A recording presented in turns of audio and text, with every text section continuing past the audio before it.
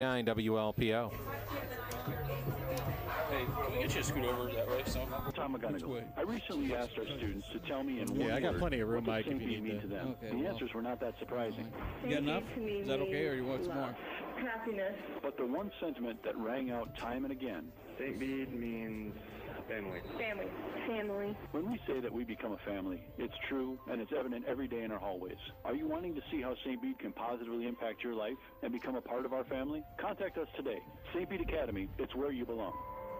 Good afternoon. Our St. Bede Academy pregame show continues now with head coach Jim Eustace. And coach, like I like to do when we do these interviews, is reflect on the previous week.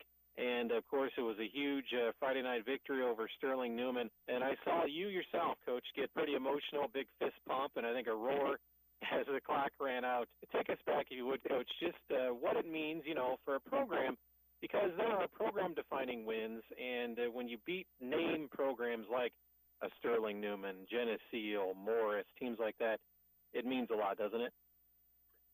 It sure does, Jeremy. And, we've been doing a lot of really good things here for a while. And, we're starting to see some success with that, with the 5-1 spring. And then, to be doing one loss in the spring was to Newman in horrible conditions. And we were pretty upset about those conditions that day. It's too bad. I'm not saying we would have beaten them in the spring, but we really felt the game would have been more competitive had it been, not the monsoon that it was. But, we just continued the path. Our seniors took over as leaders where the last year's seniors left off. And it was just a buy-in right now with the weight room, the whole thing, and success breeds success. And, they just had a conference all week, and it was just a night that nobody's ever going to forget. That's for sure. Now it's dealing with okay, we got to that point with Beede Newman. Now what? Well, these kids are doing a real good job this week of wanting more, and as opposed to getting complacent. That's been the biggest thing this week is keeping that mental edge and the want to keep getting better every day. And, Coach, obviously the homecoming tradition at St. Bede is a Saturday game. Any different approach to the game week itself when you have an extra day to wait for kickoff? Usually, and this week, and Monday our JV went up to Newman, and so the varsity kids that were still here, we got in the weight room, and then after the weight room, I went ahead and sent them home and let them enjoy the victory for another evening, and just trying to get mentally fresh and let the body recover a little more. And so we just kind of gave them that day off, and then now we treated Tuesday like a Monday, treated Wednesday like a Tuesday, and so forth and so on. So now we're just treating Saturday as a normal Friday. We're just one day advanced. So. Coach, it's homecoming. It's always a big deal at any school, but especially at St. Bede. I know one of the things you probably do and the coaching staff tries hard is to keep the kids focused on the game despite everything that's going on with homecoming. No, we got a lot of activities going on here, and the powder puff game and parade on Thursday nights, and the variety show on Friday night, and all the dress-up days all week long. It's just a fun week, and you start seeing a lot of the alumni coming and trickling in, and it's just a special place, and it's just a special time for St. Bede. Scouting report on your opponent this week. I know it's a team that's coming in hungry for a win. That's the Riverdale Rams. What do you know about this team, Coach? Well, I don't know a lot about them. We haven't played them since I've been the head coach, and so I think it was 2013 or 14 was the last time we actually played them, and we've got film on them, and they've got some low numbers, and they've struggled at times as people. They do move the football against everybody they've played, and they've given up a lot of points. And I think they may have just get worn out in the second half because of the low numbers. But we have to take this as just like any other opponent. And that's how we're preparing all week. We have to go out and establish control early, and and do what we do, and make them make changes to adjust to us. Final thing, Coach, you've had two straight physical games. You mentioned Kewanee, and Newman is always physical. How's your team holding up as far as the injury front? Pretty good? Well, we are as healthy as we've been. Still, we had some issues early, weeks 1 and 2, and then started getting a little more healthy. But we made it through Kewanee and Newman, and I attribute that to the way we're coaching technique and how we do things, and along with the kids buying into the weight room here over the last 2 years, and everything's good right now. So let's just hope it keeps going that way. Yeah, definitely the arrow pointing up at the academy once again. And head coach Jim Eustace, I appreciate your time, and best of luck, and let's go get the Rams. Very good. Thanks a lot, Jeremy. Yeah, thanks a lot to head coach Jim Eustace for joining us, and coach out at near midfield with his team, or his captains, as the coin toss was just held. The Bruins won the coin toss and will elect to receive. I know most teams elect to kick off, but the Bruins want to get their offense on the field to start this game. And Mike, I know we had a special football, the actual presentation out there of the game ball today. It was by a gentleman that is Mr. Dici, is a 1946 graduate, and that is 75 years ago. Yeah, and yeah. I'm trying to, I'm thinking that is in the Coach Bron Vasevich would have been the coach back then, and I'm thinking that might have been legendary St. Bede coach John Gaughan's graduating class. Or I think he was in school back here at that time, and it looks like it was Abbott Philip Davey, Oglesby native, took the ball from Mr. Dici, gave the ball a blessing, and handed it to the official, and it looks like they're getting into the golf cart now to they assist him in getting him in. 93 years young. Yeah. There's always seems to be a new, unique way to deliver the homecoming game ball. We've seen the Abbott come in before, like in a helicopter. Yeah, I remember that. Yeah. Landing kind of near over by the baseball field. Right. Yeah. And we've seen it parachuted in by Sergeant, I believe it was Sergeant Rock McNeely, who was an Army paratrooper, and it's I don't know what other way they're going to be able. Yeah, they're going to get to the point it's going to be tough to top themselves each and every year. Yeah, that is the Abbott I do see is crossed out. It was hard to see when he had his back turned to us most of the way, and I think he's he's going to walk across the field, and like the Pope and wave to the crowd. Yeah, that's true. Yeah, so we're getting set for football. Yeah, it's homecoming, so there's going to be a lot of different festivities and ceremonies and things going on here today. And, of course, our focus right now is the football game between Riverdale and St. Bede. St. Bede again coming in at 3-1, Riverdale at 0-4. And we're going to take our first break of the afternoon here in a moment for the anthem and also the pregame prayer. Well, before we go, Jeremy, I want to wish congratulations to my neighbor, Heather Stenica. She's walking down the aisle probably about this time. Her and Bailey Laird will be saying I do shortly. So, Heather, congratulations. She's not the little neighbor girl running off my little tyke of a nephew, Andy, anymore, and a great family. I'm looking forward to seeing them later on today. And Heather, Bailey, congratulations and best wishes. And I'm sure she would say, Brownie, you were the best neighbor she's ever had. We had some good times. Definitely. Well, we're going to take a break. Again, you're listening to the pregame coverage of St. Bede and Riverdale football coming back after this on 103.9 WLPO. We ask you to watch.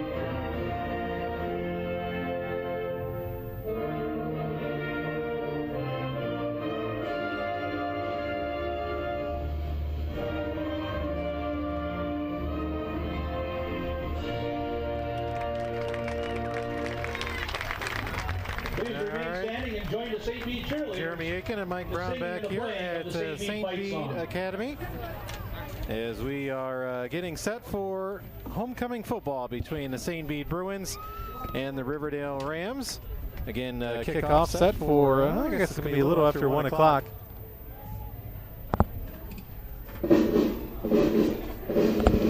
As the crowd is on their feet doing the St. Bede fight song before this game gets underway. And again, we'll be following some scores throughout the afternoon. And some big college football games, Cubs, Cardinals going on again. And of course, one of St. Bede's own, Jay Happ, showed very well at Wrigley yesterday. And as me and Brownie were talking before the game today, not sure why an official scorer did give Happ the win against the Cubs, but I'm sure he will say, and he'll say, well, as long as his team won, that's all that matters. And the Cardinals have won like 14 games in a row. So let's see if the St. Bede Bruin football team can win their second game in a row and keep things going and get one game closer to becoming playoff eligible. As Brownie mentioned in the pregame, 5 wins get you playoff eligible in St. Bede with 3 so far and only 4 games played. So we're about set for football. The Riverdale Rams in the visiting white jerseys with black numbers and gold trim, black helmets. And St. Bede not wearing the black like from last Friday. They got their traditional green shirts, green pants, white numbers, and white trim. It's a beautiful day for football. Jeremy Aiken, Mike Brown. And here we go from St. Bede Academy. And the opening kickoff, by the way, for this game is brought to you by Eureka Savings Bank. Since 1885, Eureka Savings Bank's been proud to be part of the community, helping people just like you. Eureka Savings Bank member, FDIC. Callum Hunenberg and Tyreek Courtney back deep for St. Bede. Tyreek Courtney and Callum Hunenberg. And kicking off for the Riverdale Rams is number 8. He's listed in the program, Mike, as being their manager. Alan Stickler, player manager. And there's a squib kick, and it's loose. And Riverdale recovered, and if he was able to get it before he went out of bounds, he did. So the Riverdale Rams come out of the gate with a squib kick. And it'll go as, I guess, as an onside kick. Carson Delaska. There was one Bruin player who had his mitts on it, but it got away from him. And the Riverdale Rams opened this game up, getting an onside kick, and they'll start at the St. Bede 43-yard line. Well, actually, what happened there was I think the St. Bede guy looked to me like he tried to pick it up instead of falling on it. And, it's not as easy as picking up a basketball. Well, bouncing around on the turf. And slow here for both teams to get set, and here we go. So the Riverdale Rams, just like that, have the ball back. Their quarterback in the pistol, and it's a low snap. He picks it up, throws it out in the flat, has a receiver wide open at the 40, the 35, tackled at about the St. Bede 33-yard line. Eli Hindi with the catch. And Hunenberg got goal. That's a gain of 9 yards on the pass play from their quarterback, Gage Hugart. So Riverdale, despite low snap there, they were able to gain 9 yards on the play. Second down and 1 for the Rams. And there's a pitch play, and he's going to have the first down around the corner. 30, turns it inside, 25-yard line, tackled by Ryan Brady. And again, that was Eli Hindi with the carry, number 24. So the Rams with 2 quick first downs. Somewhat stunning, I think, the home faithful here. Getting the onside kick, and the Rams moving the ball. They come in averaging about 11 points a game. They were shut out by Orion last week. First and 10, we're a minute into this one. The quarterback's going to pass. He's got plenty of room. He's going to tuck it down and run. And he's going to be tackled out of bounds around the 20-yard line. Tackle for the Bruins was made by Ben Wallace. And Wiesbrock was in the area as well. But looked like Hugart, their quarterback, got 5 yards on the quarterback keeper. So Riverdale's got it 2nd down and 5 right at the St. Bede 20-yard line. And almost like a stunned silence from the St. Bede crowd and sideline right here. And there's a pitch play. Oh, a big hit. Oh, my. Maybe that's what they needed to wake him up. Anton Kane. Kane with a big hit on Luke Wickland. And that's a loss of 4. So big hit, play of the game so far for St. Bede. Anton Kane with a big hit from the linebacker spot. And all of a sudden now Riverdale's looking at a 3rd down and 9. One of the quint captains for St. Bede.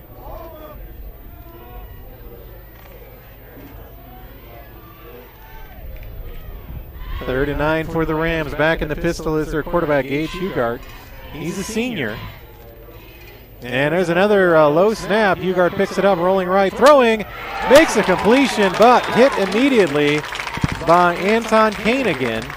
The catch was made by Noah Huizinga, but maybe really no gain on the play.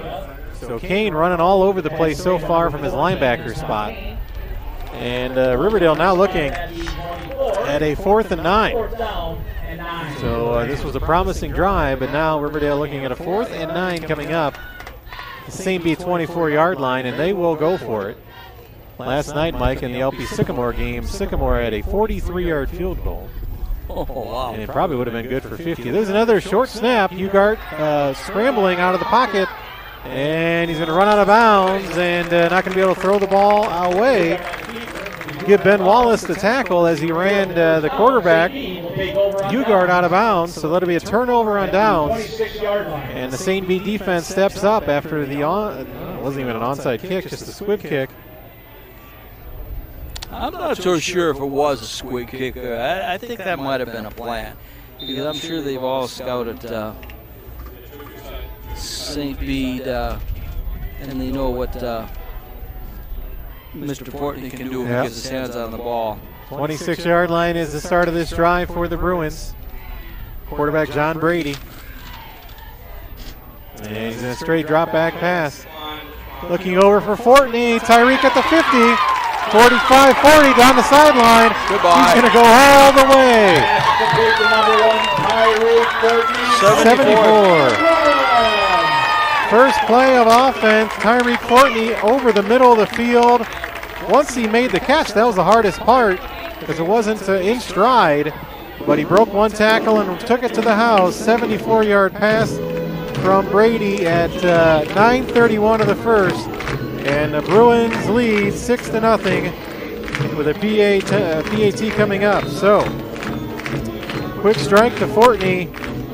They didn't kick it to him, Mike, but St. Bede got the ball and threw it to him. Well, he's I believe that's Steve Shaver with the kick. Yeah, Shaver with the PAT. Illinois Valley Credit Union, or Financial Plus Credit Union, is the extra point sponsor. They belong to UNS at the Plus at Financial Plus Credit Union in Peru, Ottawa, Mendota, Morris, and Diamond. 9:31 to go in the first. St. Bede leads 7-0 over Riverdale. We'll keep it right here as we're early on in this game. One play, 74-yard drive. Classmates, head on down to the east end zone. St. Bede now looking for the tee here to do the kickoff. Still looking for the tee. If that's the worst thing that happens to St. Bede today, we'll be just fine. Having trouble finding the kickoff tee. I think they got it. So back deep for Riverdale is Cole Jennings and Eli Hindy. So Tyreek Fortney. He's electrifying. Yeah, he's just one of those guys that just, remind me, was it Hester for the Bears? Yeah. So many of the guys you see. Probably the closest Tyreek thing, Hill guy. or even as far as high schools around here. I didn't see Rondé Worrells. You did. I mean, he was more of a bigger bruising Right, back. he was a tight. But I did see Michael Hermosillo when he was with Ottawa, and that's probably the closest thing as far as Fortney. Just a guy that can break a long run so easily with his athleticism. There's a squib kick, and Riverdale does fall on it. at their own 25, maybe the 26-yard line. So the Rams will have their second possession of the afternoon. They got a couple first downs on their first possession, but a couple big tackles for loss by Anton Kane stopped that drive. Beautiful. I mean, this is gorgeous. We've had some interesting weather situations, me and Mike, for homecoming. Oh, the infamous Monmouth Roseville Mud Bowl. That was not that long ago. 3 years ago. Very memorable because that was the homecoming. And there's a pitch play to Hindi, and got maybe 3 yards. Eli Hindi. They're a very quick team off the ball. They seem to get to make the first contact. Tackle was made by Callum Setzer. 2 yards on the carry. Coach Jim Eustace mentioned, Mike, in the pregame interview that Riverdale has moved the ball, but they just kind of shoot themselves in the foot with a penalty. Last week they had an interception, pick 6. So when teams are struggling, those things happen to you. Oh, there's a fumbled snap. The quarterback, though, picks it up and is taken down. And St. Bede's going to say he fumbled it even after he recovered it. Yeah, he did. I didn't see who recovered it. Ryan Brady gets the foot. Looked like the quarterback picked it up initially, then maybe fumbled it again. Probably, again, tried to pick it up instead of trying to fall on it. And probably... So Ryan Brady, who had an interception or turnover, I know, last week. Let me look through the long list. Yeah, Ryan had an interception last week. John Brady had a fumble recovery and an interception. Of course, St. Bede for 6 turnovers last week against Newman.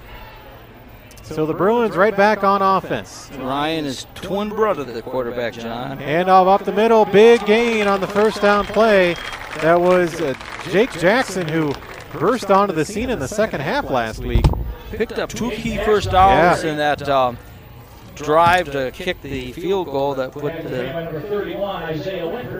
He moves it down to the Riverdale 15-yard line. And the Bruins are in the Illinois Valley Credit Union red zone. Illinois Valley Credit Union now has visas with interest rates as low as 9.9%. If you live, work, or worship in LaSalle, Bureau, Putnam County, become an IVCU member. See how at ivcu.com. 13-yard gain. He had 2 14-yard gains the first 2 times he touched the ball last game. First and 10, St. Bede. Brady's going to keep it. And he is spun down near the 10. No, he's going to be short of the 10, about the 12. Gain of 3 in the quarterback keeper. Caleb Jennings with the tackle for Riverdale. 2nd and 7 coming up for the Bruins. Jeremy Aiken, Mike Brown here at a Sunfield St. Bede Academy. A lot of blue sky.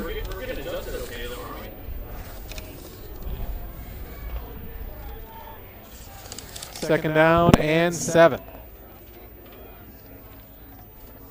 Look for Jackson this time, I'm thinking the way they're lined up. Trips to the right of Brady, and they're going to go back to Jackson. You're right, Ronnie. Breaks a couple tackles, but is hogtied down about the 9. Gain of 4 for St. Bede. So that'll be 3rd down. About 5, it looks like. Yeah. Long 4, short 5. Ball spotted at the Ram, just inside the Ram 10-yard line. Under 7 minutes to go in the first, St. Bede up 7-0, threatening to score here once again. 3 receivers to the right, once again a Brady. 1 to the left, Jackson alone back in the backfield. To the right of John Brady. Brady in the pistol. And he's looking to pass, throwing, it's knocked down. Nice play by the Riverdale defender. Looked like Caleb Jennings, number 3, got his paws up. And he was reading Brady's eyes. And now St. Bede looking at a 4th down. They're going to go for it. I mean, obviously they're in field goal range, but why not go for it here? Well, you figure, the odds of driving 90 yards for a score is probably pretty... slim and none?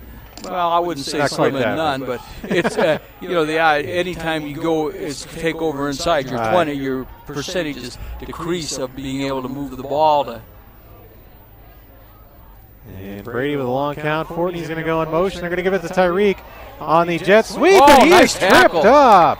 Wow. Yeah, what a tackle Knifing for Riverdale. through there. Eli Hindi. And he stops Fortney short of the goal line, so St. Bede with a turnover on downs as Hindi with a great tackle, as Brownie mentioned, to bring down Tyreek Fortney. Gain of 3, and he needed 5. Yep. So St. Bede comes up short. Riverdale does stop the Bruins, and Riverdale starting their drive now at their own 7-yard line. First down and 10. Riverdale, of course, in Port Byron, which is outside the Quad Cities. Sort of your neighborhood? Yeah, it's in the ballpark over there, yeah. And Hindi goes, oh, there's another trouble with the snap, and the quarterback just falls on it. Yeah, that's been very troublesome here early on for Riverdale. So Gage Hugard just had a fall on it, loses 2 yards, the quarterback.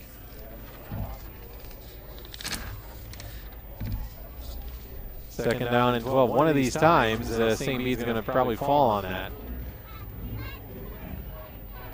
Again, this is a St. Bede Bruin defense that caused 6 turnovers a week ago. They've already caused 1 here today. Here's Hindi with the, I guess they were in the Wildcat. He took the direct snap and got out to about the 10-yard line. Gain about 5 on the play, 4 to 5 yards. Third and long for Riverdale, 3rd and 7 coming up, just inside their own 10-yard line. I don't know if they go to that little flat pass. It was pretty wide open the last time they did it. The question is he going to have enough time to, he's going to have to pick it up clean, and I don't think you'd want to punt from this area. And they're going to hand it off. And nice hole on the left side, and they got a first down. And number 3 was that running back? 21. Was it 21? Yeah, 21, Luke Wickland. You get the carry. That's first down. They needed, it was 3rd and 7, and he got all the way out near the 20. So Riverdale with another first down. That's their 3rd of the afternoon. Pick up of about 7 on the play.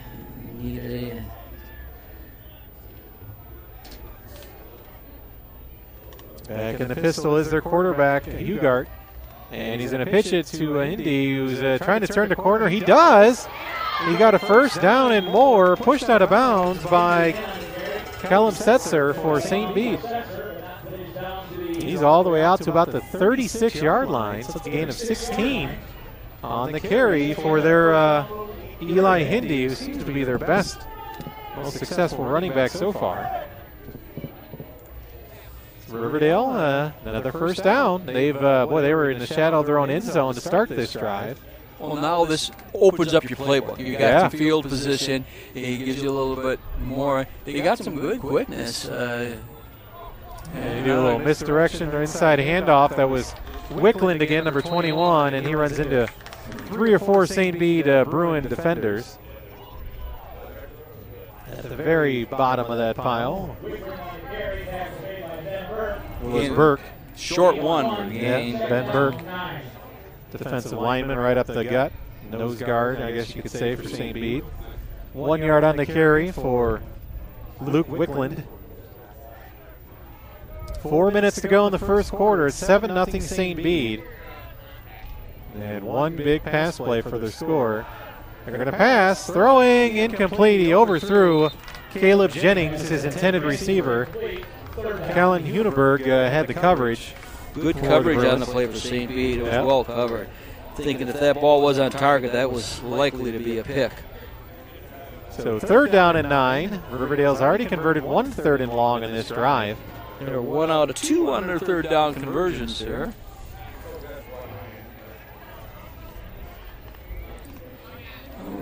I don't want to pitch the ball to Indy again, see if he can get that corner. He's showing some good speed. No receivers in this set. No, they're going to pass. And he's green, and brought down in a hurry was the receiver number 4, Noah Hazinga. And he actually lost some yardage. Yeah, it looked like about 3 yards. That Jake Jackson, who was right on top of him, it looked like. He read that screen pass. It's going to be 4th and 12 for Riverdale. Let's see if they punt or if they go for it here. Looks like they're going to go. Well, when you're 0-4 on play, you know, it's like. And you know St. Bede's got an explosive offense. Well, I don't know. We'll see. Best offense is no, he's going to punt it. Oh, a little quick punt. Uh-oh, right to Fortney at about the 33-yard line, 35-40. 45, 50, 45, hurdles a defender, and he's inside the Riverdale 40. So Tyreek Fortney wowing the crowd here. Did a hurdle to get over a – oh, there is 2 flags, though. There are 2 flags. Let's see if there's a hold or a block in the back on the Bruins. It's a 33-yard punt by the quarterback. Got to think this is going against St. Bede. You would think where the flag is. Yeah, there's 2 different flags right around midfield. So our guess, without seeing the indication yet, is a hold or a block in the back.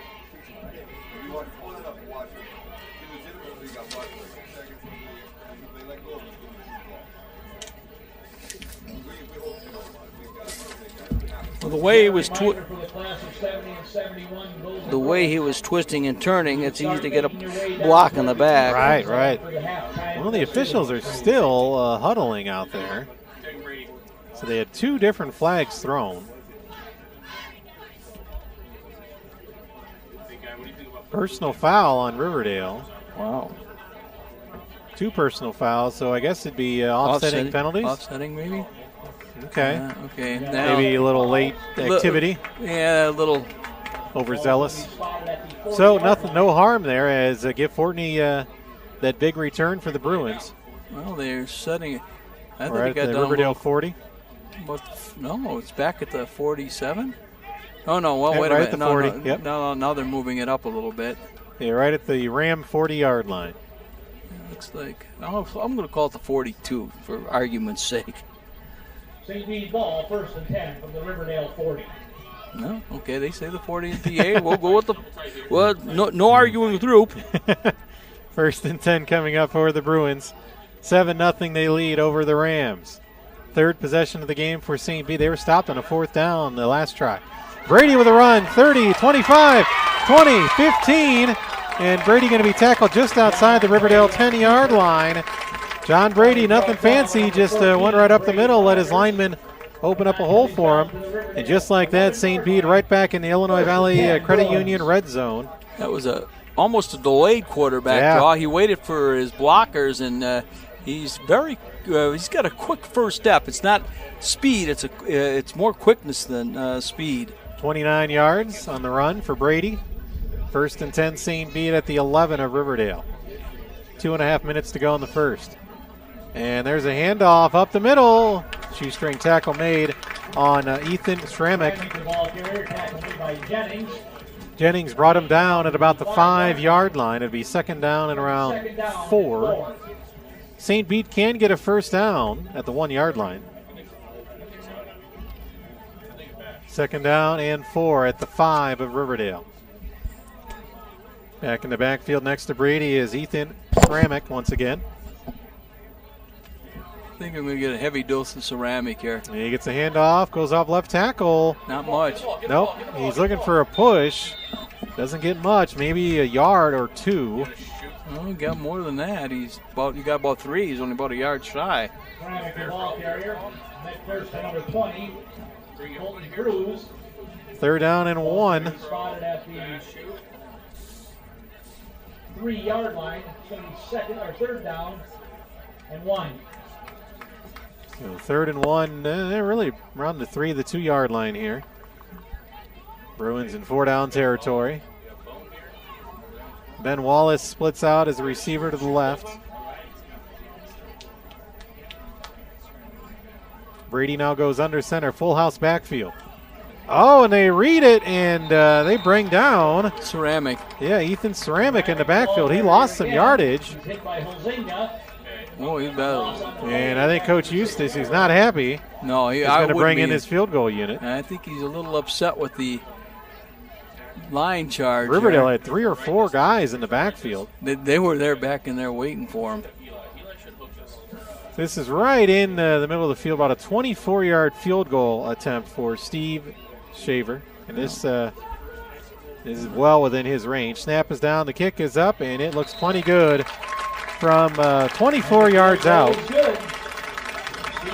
Not sure why the clock's running, Brownie. Yeah, neither do I. There we go. A little late on the switch there.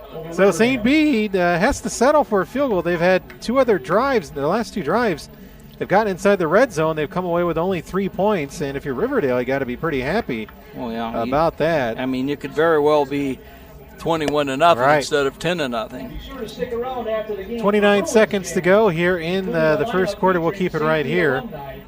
Jeremy Aiken and Mike Brown. 24.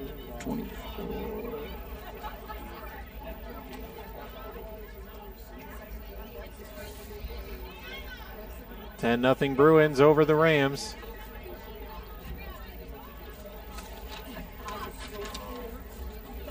Wind blowing pretty good down in the field. I can see Old Glory blowing pretty good behind the scoreboard. Looks wind almost looks west to east. So Shaver was kicking into the wind with plenty of leg. Now they need a ball. Earlier, Mike, they couldn't find the tee. And now they need the football.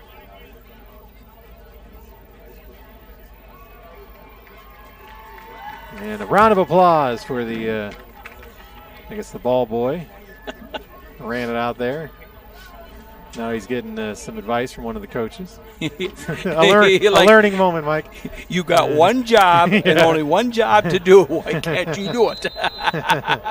Yeah, you said a learning experience. 10-0 St. Bede with the lead. And here's a Shaver. He's going to do a squibber. And still bouncing around, and the Ram will pick it up at about the 20. And he will go down just outside the 25-yard line. 2 or 3 Bruins down there, and actually coming up with the football was Ben Koyak. Was not a fumble, but he just came up with the ball after the tackle was made. So Riverdale back on offense to 21 seconds to go. Probably looking at one more play here in the quarter. It's it doesn't look like much, but you take a look at the field positions, the starting positions, and it's very effective. Especially if you got a return on, you got to. Well, there's another low snap. Quarterback throws. He finds a man at 35-40, 45-50, and out of bounds. That is Cole Jennings, number 10. So give their quarterback, Hugard, credit. I mean, he had to catch the snap was on the ground, picked it up, and found his tight end, Jennings. And Jennings stepped out of bounds just shy of midfield. And Riverdale. 22-yard gain. Moving the ball, as Coach Eustace warned in his pregame interview. They've had moments this year, despite 0-4 record, of being able to move the ball. And we've seen it a few times here. That snap is fine, and they're going to throw it in the flat, and incomplete. Looked like he was looking for Eli Hindy. Callan Huneberg with the coverage. Like Uzinga was out there too for Riverdale. There were a few receivers out in the flat, but the ball was nowhere near. And it was nowhere near St. Bede's for Riverdale's side of things. It was well covered. Yes. And that little tight end delayed though was nice. Waited a count and took off, and of course St. Bede was aggressive on the ball and left a little hole right behind the linebackers and in front of the deep backs. 2nd down and 10, so this likely will be the last play. Well, they're going to pass again. Well, He's got plenty of time. He pump fakes. He's still looking, throwing towards the sideline, and the pass is caught by Jennings, who tiptoes inside and out of bounds at the 40. And there's still 2.9 seconds left. The clock stops as Jennings was able to make the acrobatic catch right before he stepped out of bounds. So nice job, Hugard, hooking up with Jennings once again. Well, now you have St. Bede guessing. A little draw play or a quarter. He's showing some speed, a little quarterback draw here, or draw play on its own.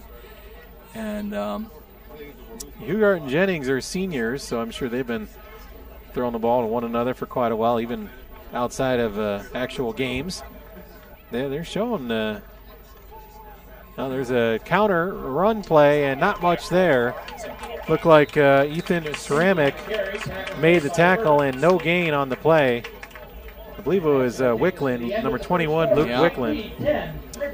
So that's going to wrap it up for the first quarter. St. Bede leads 10-0, but you leave thinking it could be more. We're coming back with the second quarter from St. Bede Academy after this. St. Bede homecoming football on 103.9 WLPO.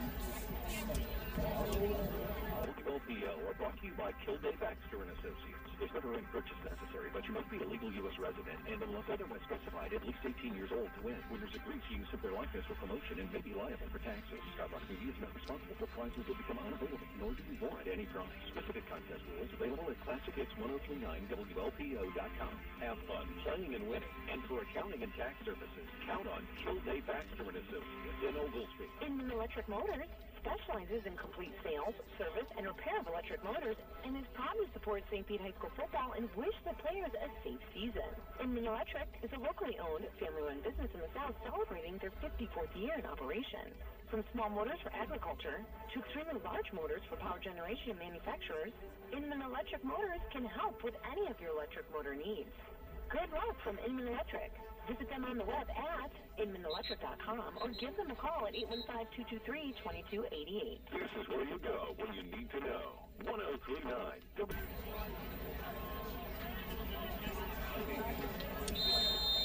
All right, we're ready for the start of the second quarter. 10-0, Bruins lead the Riverdale Rams. Riverdale has the football at the St. Bede 40-yard line. Second down and 10.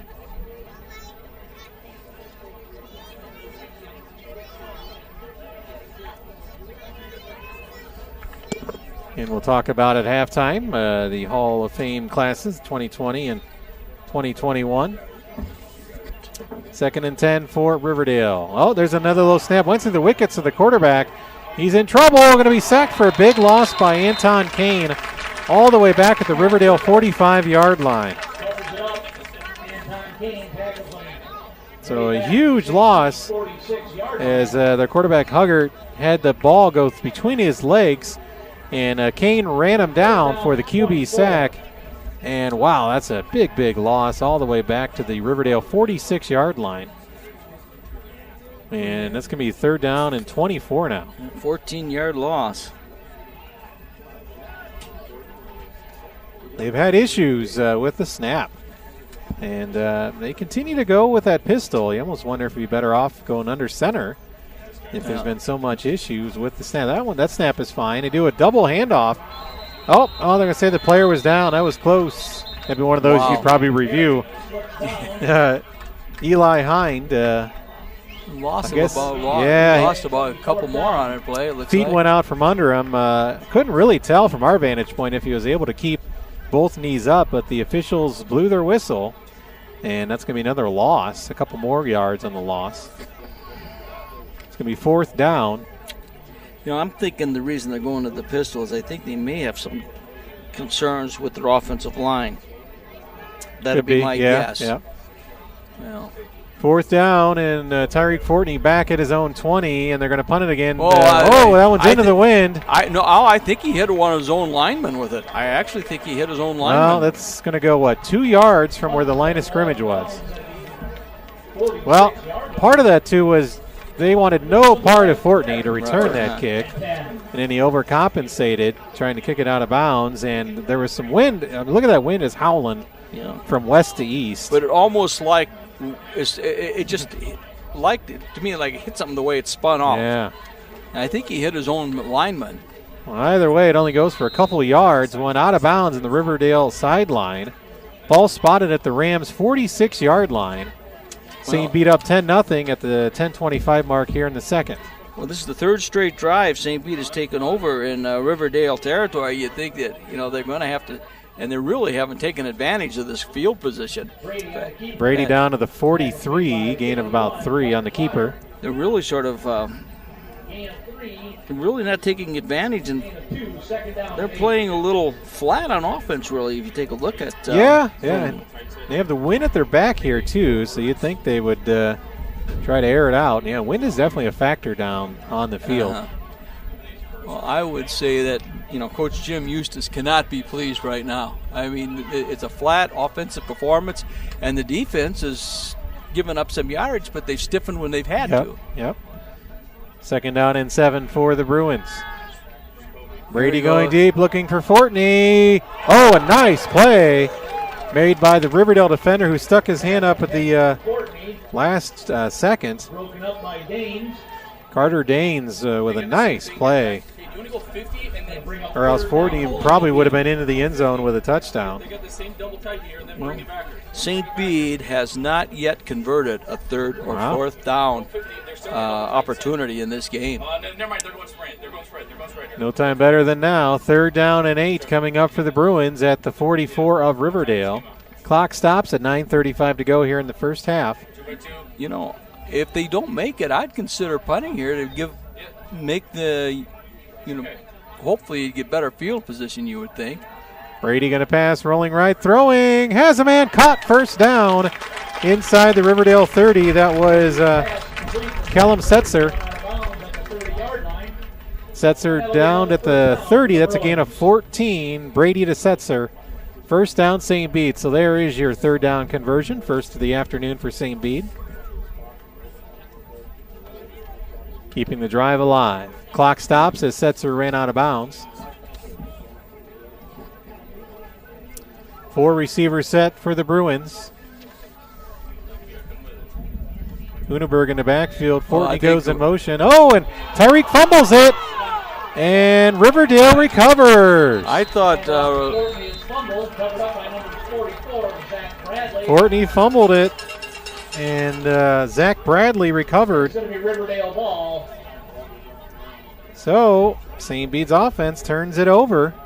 They were going to run the jet sweep. Ball's going to be spotted at the St. Bede 36. Fortney really wasn't going to have nowhere to go, even without the fumble. There was a Riverdale Ram on top of him. So first turnover of the afternoon on St. Bede. Each team with 1 turnover, a fumble apiece. 10-0, and Riverdale takes over at their own 36-yard line. I didn't catch the number who got the ball, but it was... I think it was Zach Bradley, 44. Sounds good to me. Yep. Thank you. And there's a handoff. Not a lot there. That was 21, Luke Wickland. Luke's a sophomore. And he got a few yards. Ryan Brady gets credit for that tackle at the 39 of Riverdale. So give him 3 on the carry.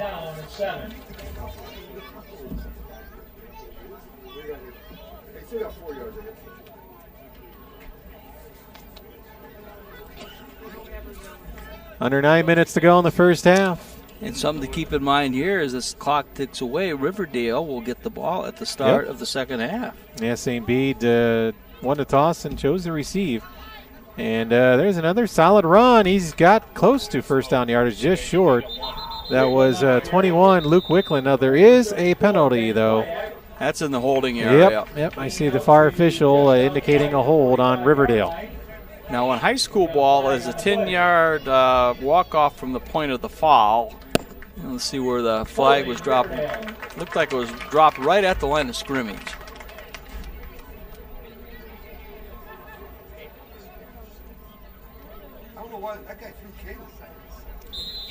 Ball spotted back at the 30-yard line. So they'll move it back to the 30. 10-yard penalty. Well, technically, it was second down, 16. Only the first penalty, as the first ones were offsetting and no yardage imposed. 2nd and 16 now for the Rams. At their own 30. And they're going to hand it off. They really run that same play to Wickland off left tackle, and St. Bede strung it out. Lost a couple of them on that play, I would guess. Looks like it. At least one. Ben Burke with the tackle for the Bruins. 3rd down. They give him really back to the line of scrimmage, as Mike mentioned, at the 30. It's be 3rd and long coming up for Riverdale. 3rd and 16.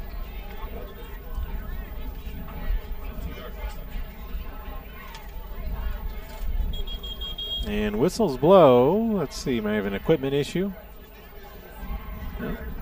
And they take care of that. And another low snap. And it's a late handoff. That play was late developing. It was Colton Cruz, the ball carrier. Tackles made by number 20.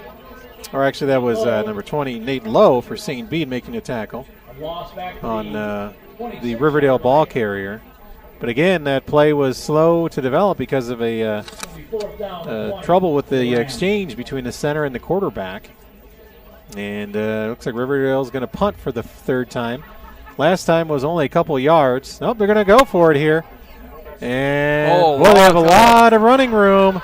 He's going to have the first down and more. 50, 40. Tyreek Fortney, who is back to return to punt, makes the tackle. Caleb Jennings gets it all the way down to the St. Bede 35-yard line. 39 yards. Wow, they did a fake punt and threw back across the field. Caleb Jennings had blockers galore.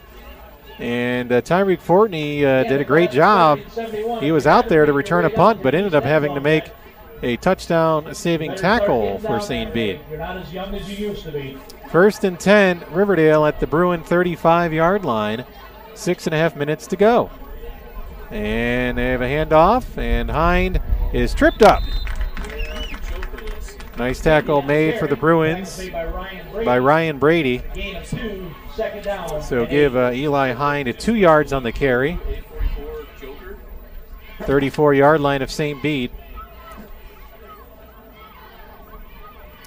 And a bunch of future Bruins playing football. That's another west of the end zone down there. There's about 3 or 4 footballs out there. It's always a tradition here. And whistles blow. Might be our first time out of the afternoon. Oh, another. Oh, there's a St. Bede player. Might be have a little blood.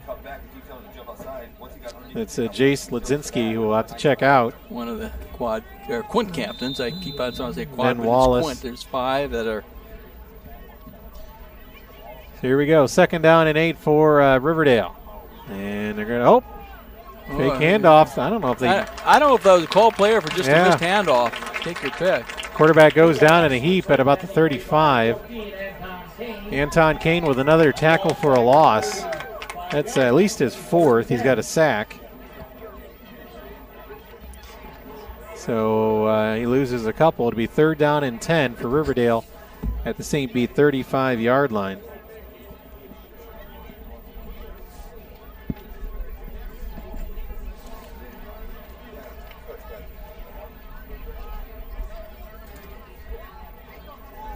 Riverdale, you got to think a 4-down territory now on the St. Bede side of the field. You would think so. Huggard throws. He's got a man, but he is hit immediately by St. Bede's Ben Wallace. That was Housengay with the catch. He gets a few yards to set him up for a 4th down here at the 4th and 6. Yeah, just inside the St. Bede 32-yard line. Got about 8 on that. So last 4th down, Riverdale faked a punt and had a big gain. They threw back across the field. Yeah. It was well set up. St. Bede over pursued, and they're dropping back, and nobody stayed home, really, the whole. This one is just going to be a straight go for it on a 4th down and 6. And St. Bede jumped, I believe. So nice job by Huggard, their quarterback, and got the Bruins to be overzealous. And now Riverdale's going to have a 4th down and 1. And this is, by the time this first half is over, St. Bede's not going to have any toes left the way they're shooting themselves in the foot so many times. I mean, this is a very, after last week, in the stellar game that they had played against Newman, it's just the opposite. Just a very flat, seemingly just a. But they still are ahead, just like last week, 10-0 here in the second quarter. So here's a 4th down, and they do a direct snap, and he's inside the 25. He's got the first down, and that was Eli Hind, number 24. So Riverdale moves the chains.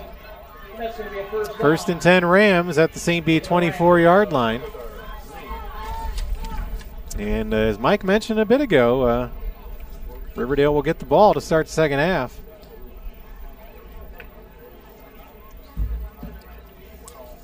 Well, I can tell you one place right now where I wouldn't want to be. St. Bede locker room at halftime. Well, let's see if they make a play here before. And they maybe turn the fortunes around here. Again, all this being said, oh, they had another. Oh, it turns into, I guess was that a pass? Looked like a forward pass. A forward pass or an option play. Boy, it was close. And it was Hind who got it from the quarterback, Huggart. I think there was a miscommunication on the initial handoff. And then he flipped it out to Hind, who made the catch. I'm going to call that a forward pass because the ball went forward. Yeah. Gets about 6 yards on the play. And Riverdale at the 18-yard line, so they are in the Illinois Valley Credit Union red zone. First time today they've been in the red zone. And this time they hand it off. There's Hind. And he's going to be tackled. Lost about 3, I think. Sharing that tackle, Ben Koyak and Ryan Brady. Loss of 2. Loss of 1 on the play. So another tackle for a loss. It's going to be 3rd down and 5. I'm impressed with the way that they're overcoming the, some really down and distances here on their 3rd downs. Here's another one, 3rd and 5 for Riverdale. Again, 4 down territory at the 19-yard line of St. Bede. Counting down to 2 minutes left in this first half. Well, it looked like the left end left early. They're going to throw it towards the end zone. That's going to be there was some contact before the ball got there. That should have been a pass interference, but St. Bede will take it. It was an incomplete pass. And it'll be 4th down now, and you can see the Riverdale coaching staff across the way. Well, I'll tell you. There was some contact before the ball was. Well, the other thing I think they missed was a false start. It looked to me like the left end got a quick start. I thought he had left early. So it'll be 4th down. Riverdale will go for it. It's 1:59 to go in the half. 4th and 5 coming up for the Rams. Riverdale has really controlled the snaps in this game. 7, yeah, they've had the ball 9. A lot more than St. Bede, haven't they? They've had 13 plays, and St. Bede has only had 13 snaps from scrimmage. It definitely seems like Riverdale's, I think they've had the time of possession, that's for sure. So 4th down for the Rams from the right hash mark. 31-13, almost 20 more snaps. And we're going to have our first time out of the half taken by Riverdale. 1:55 to go, 1:58 to go here in the first. 1:59. Jeremy Aiken and Mike Brown here from St. Bede Academy. Let's do a little Subway scoreboard update. Check some baseball action. Cardinals up in the bottom of the second, 1-0 over the Cubs. Let's see what we can get for college football. We got my alma mater, SIU, playing Illinois State today. That's a good in-state rivalry game. Here's some other games. Let's see, Penn State 38-10 over Villanova. Bowling Green beating Minnesota in the 4th quarter, 14-10. Little surprise there. Northwestern 20-0 over Ohio in the 4th. Miami of Ohio? Nope, Ohio University, the Bobcats. Yeah. Okay. Texas romping over Texas Tech, 63-28. Georgia 62-0 over Vanderbilt. Oh. And at the end of 3, Mike, it's 10-10 Notre Dame, Wisconsin. Boy, I bet you that's a slugfest. That'll be a nice game to see. And I mean, if you like good, hard-hitting football, that sounds like a game to. So they're heading to the 4th quarter at Soldier Field, tied at 10. 4th down here, 4th and 5 coming up for Riverdale after the Rams timeout at the Bruins 19-yard line. Well, I'd go on the second goal again. They got a 5 the easy way the last time. Straight snap to Huggart, and he's going to run and get the first down and more and get into the end zone for the touchdown. Boy, it looks like, 19 yards. There was no pursuit at all on that play. So a 19-yard quarterback keeper by their quarterback, Gage Huggart. And Riverdale is within 10-6. That comes at the 1:51 mark of this second quarter.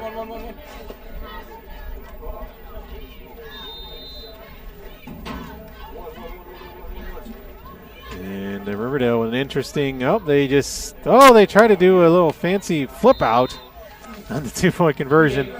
It was Hind, he could not come up with it, so PAT is no good. With 1:50 to go in this first half, St. Bede leading Riverdale 10-6. You're listening to St. Bede football on 103.9 FM, 1220 AM, WLPO, LaSalle, Peru, Oglesby. Another Subway scoreboard update brought to you by Subway in Spring Valley, Peru, LaSalle, Marseilles, and Oglesby. Enjoy a sandwich made with freshly baked bread and fresh ingredients right in front of your eyes. Subway, eat fresh. That was a 74-yard, 10-play drive. And like I said, that was a very, very impressive drive and overcome. They've had 2 fourth-down conversions on the drive for. Northern leading Maine up in DeKalb 7-0. Was just in that area last night. Hey, you get the ball? 10-6, St. Bede leading Riverdale.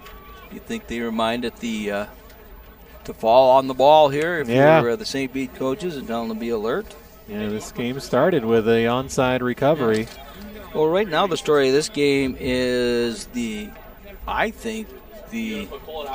persistence of the offense of Riverdale. Yeah. And St. Bede just not taking advantage of field position. They took the ball over 3 times in Riverdale territory, and they only have 3 points to show for it. And they do another onside kick, but falling on it this time right at the 50 for the Bruins was number 25, Landon Jackson. So here we go again, Mike. I know there's only a minute 48, but you're starting this drive at midfield, and you have all 3 of your timeouts. So, well, take a look at the St. Bede field position. They started at their own 76. They got the big touchdown play. Then they at the Riverdale 22. They lost it on downs. At the Riverdale 40, a field goal. And at Riverdale 46, they fumbled it, and now they start at 50. Right at midfield for the Bruins here. They lead 10-6. Riverdale right in this ball game. They're going to get more confidence the longer they stay in this one. Brady going to pass looking, and he has Fortney inside the 45-40, 35-30, 25-20, 15 touchdown Tyreek Fortney. Wow. He broke 2 or 3 would-be tackles, and just like that, 50 yards, Tyreek Fortney. Wow, and talk about getting the momentum right back. Number 1 can do that for you. Brady just with a quick pass out in the flat, and Fortney shook off a couple tacklers. And actually a few would-be tacklers didn't even get a hand on him because he ran right by him. 21 seconds went off on that drive. And the Bruins lead 16-6. And the extra point is up. And it is good. That extra point brought to you by Financial Plus Credit Union. They belong to you, and that's the plus at Financial Plus Credit Union in Peru, Ottawa, Mendota, Morris, and Diamond. So just like that, 17-6 now.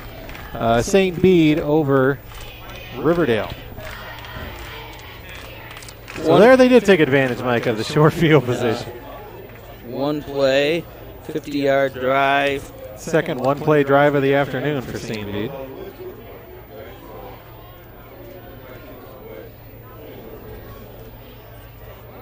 .136 to go.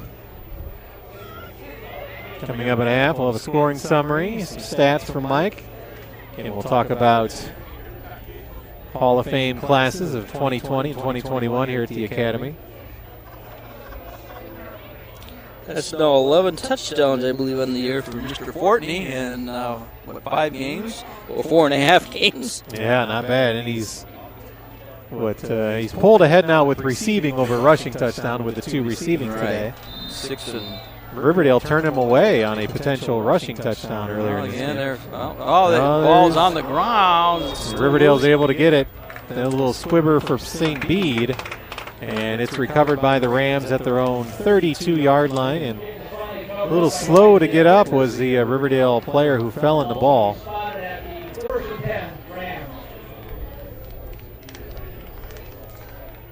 So 17-6, St. Bede, a minute 33 to go in this half. Riverdale has had 32 snaps from scrimmage so far in the first half. St. Bede has had 14, almost better than 2-1. Well, the Bruins leading the scoreboard, 17-6. Riverdale will spread things out a little bit here with a 3-receiver set, 2 to the left of Huggard, 1 to his right, and they're going to pass. Oh, they jumped that time. Yep. So give me a 5-yard penalty. Well, the thing is, they have some quickness and some speed, and they move the ball well. I'm impressed with the way that the down and distances they've had on 3rd and 4th down, how many they've overcome in this first half. 5-yard mark off against the Rams. And I'm thinking they must have some concerns with the offensive line because they continue to go into the, the pistol or the shotgun type of formation. Same formation here with 3 receivers. And Hugger going to pass, and he has it caught. And there's a nice gain out near the 37. Looked like Luke Wicklund, number 21, with the catch. Just a quick out. And he got probably about 7 or 8 yards. That's like about 5 where they're setting it up. Well, he was behind. It was 2nd and 15, though. Well, that's true. Yeah, that's a gain of 10. 10, that's right. No timeouts being taken by either team right now. 1 minute to play in the first half. Another low snap. They throw out in the flat is Jennings. He turns it inside 40 out to about the 45, and he's got the first down. Pass play made to Cole Jennings. So clock will momentarily stop as they move the chains. And it's running now. 44-yard line of Riverdale. Rams have a couple timeouts. No signs of using them yet. And they're going to go Hind with a handoff, and he's up to about the 49-yard line. Here, I'd say There's one they're here. taking one, yeah. Pick up a 4.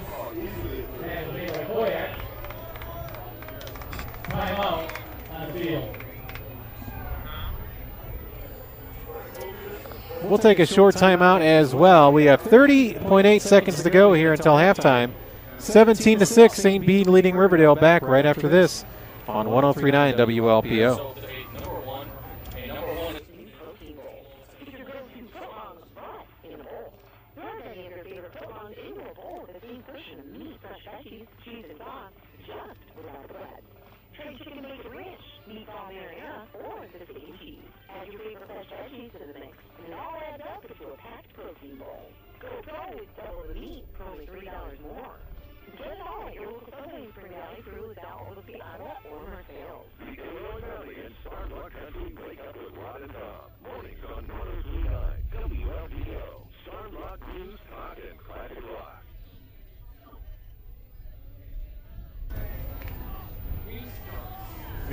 Jeremy Aiken, Mike Brown back here after the timeout. Riverdale uses their second timeout of the first half. As they're just shy of midfield at the 49-yard line.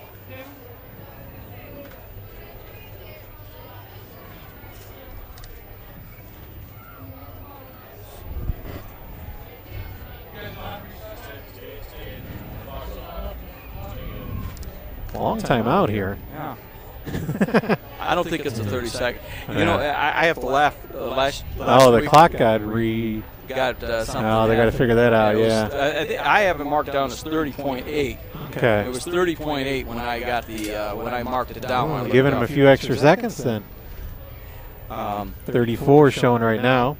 But when you put the when they call the timeout, the TV timeout, they put the timeout minutes up on the scoreboard. Yeah. It was, I don't know if that's good or bad, but it was always, usually it was 3 minutes on the TV timeouts. Mm-hmm.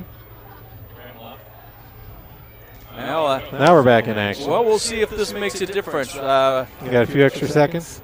3.2 seconds that they picked up on the timeout. Throw. I don't know. He was the intended receiver. Had his back turned. Incomplete. Yeah, it looked like Caleb Jennings was out there. He never turned around for the pass. It was like a one-man screen. Looks like they had two men out there. They're going to have the one-man block. Wickland went down. Luke Wickland was, I guess, the intended receiver. Incomplete. As you look and see the illegal pick play that's never called. 3rd down and 5 for Riverdale. Well, it looks like the right end jumped early again, and there's he's going to throw towards the sideline. Incomplete. He had him, and Jennings had 2 Bruin defenders on him. But and it's 4th down now for Riverdale. I don't know what you do here. I mean, you don't want to mess up here. I mean, right, because you can see St. Bede can score in a hurry. You're in this game. Yeah. And, you got one timeout. Let's see if you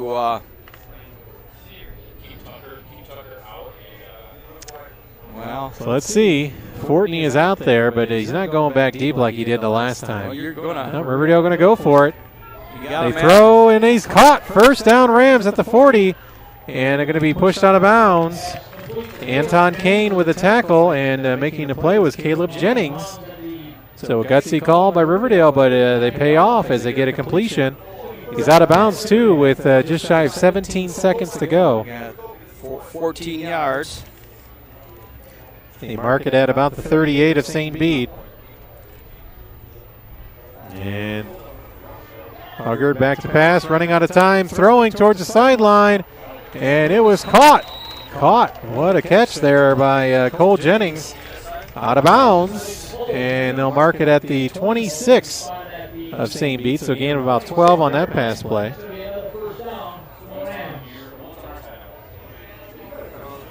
And 9.9 to go.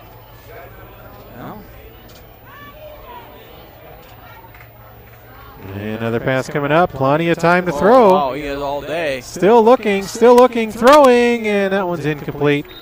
Down to 2 seconds left in the half. And now, you don't think that 3.2 seconds Oh, you're right, big? yeah. That 3.2 seconds is big. So they'll have one more try here, and they're going to go ahead and take their final time out of the half to talk about it. And when they called time up, and I looked up at the clock, I always mark the timeouts down, and it was 30.8, and they put 34 seconds back on the clock, and gives them they got an extra play.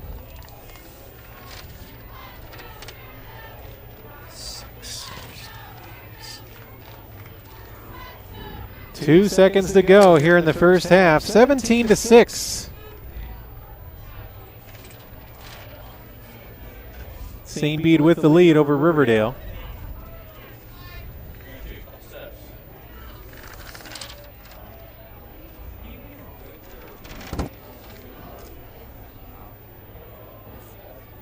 Beautiful afternoon for football here at the Academy.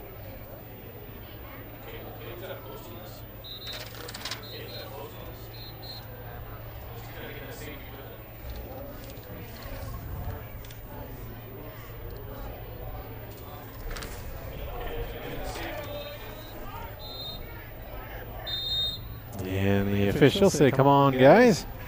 Blowing their whistles.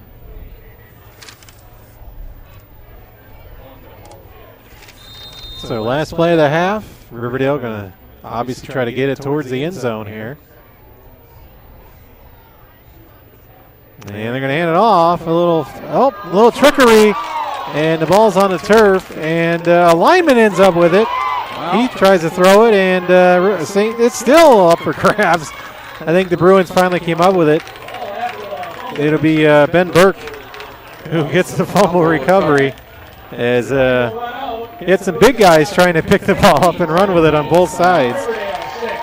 So the Bruins, not the cleanest first half, but they do lead on the scoreboard going into halftime here over the Riverdale Rams. 17-6. Riverdale had a nice drive in the half, but St. Bede did turn them back. We'll come back with some first half scoring summary and some stats in moments on 103.9 WLPO. Jeremy Aiken and Mike Brown from St. Bede Academy. In 1971. Angelo's Restaurant and Pizza in Spring Valley has been proving that for more than 20 years. They start with great pizza and Italian food, but there's so much more. Want succulent fried chicken? Try Angelo's. Italian beef, burgers, and wraps? Angelo's serves them up hot, fresh, and delicioso. You've been going by for years. It's time you give them a try. Search Angelo's Spring Valley for the menu. Then stop in or call for carry-out or delivery. Angelo's Restaurant and Pizza, next to the hospital in Spring Valley. Bill Walsh Automotive, a proud sponsor of tonight's Drive of the Game. While a great drive is important in football, Bill Walsh knows what you drive is crucial to your home team. From work and school to the big game, you need a dependable ride that will get you and your team where they need to be safely, on time, in comfort, and style. Find your perfect drive right now at BillWalsh.com. And keep listening for tonight's Drive of the Game. It's brought to you by Bill Walsh Automotive and BillWalsh.com, where you can find your next drive without doing any driving at all. Our kids have waited long enough. We're gonna fix that. Our bathroom's getting great and better. Fix that. We're gonna fix that. Come see us at SITK Kitchen and Bath in Grinson when you're ready to fix your room. We're gonna fix that. We're gonna fix that.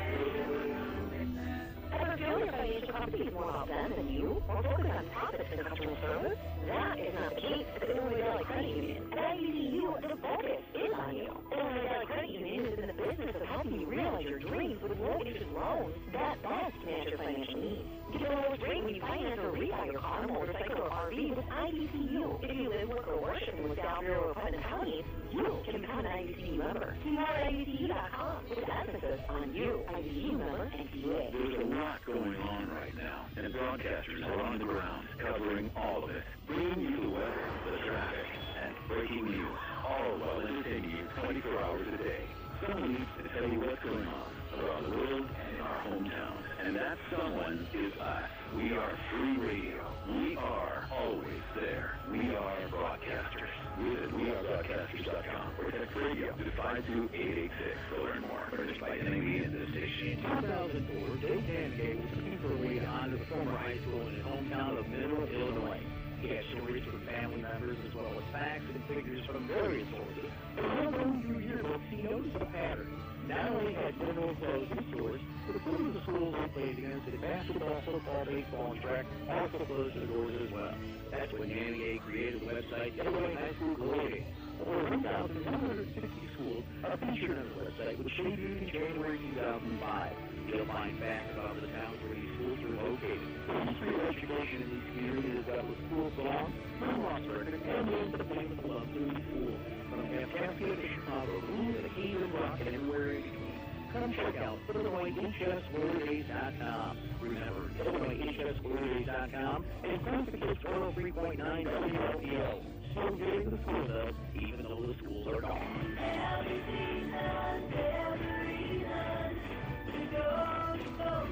It's back! Bojo's Hard Craft Show, September 25th and 26th. Over 100 vendors, live music, kid activities, and more. Parking is free and admission is only $8.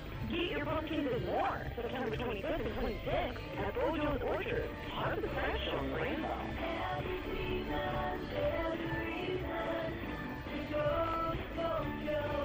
Tired of asking mom and dad for money?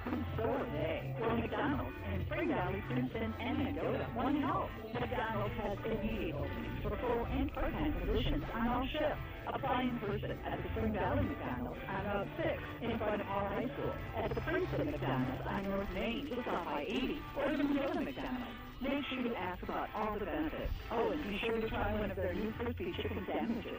Locally owned and operated. McDonald's is an equal opportunity employer. Listen wherever you go. FM 103.9 AM.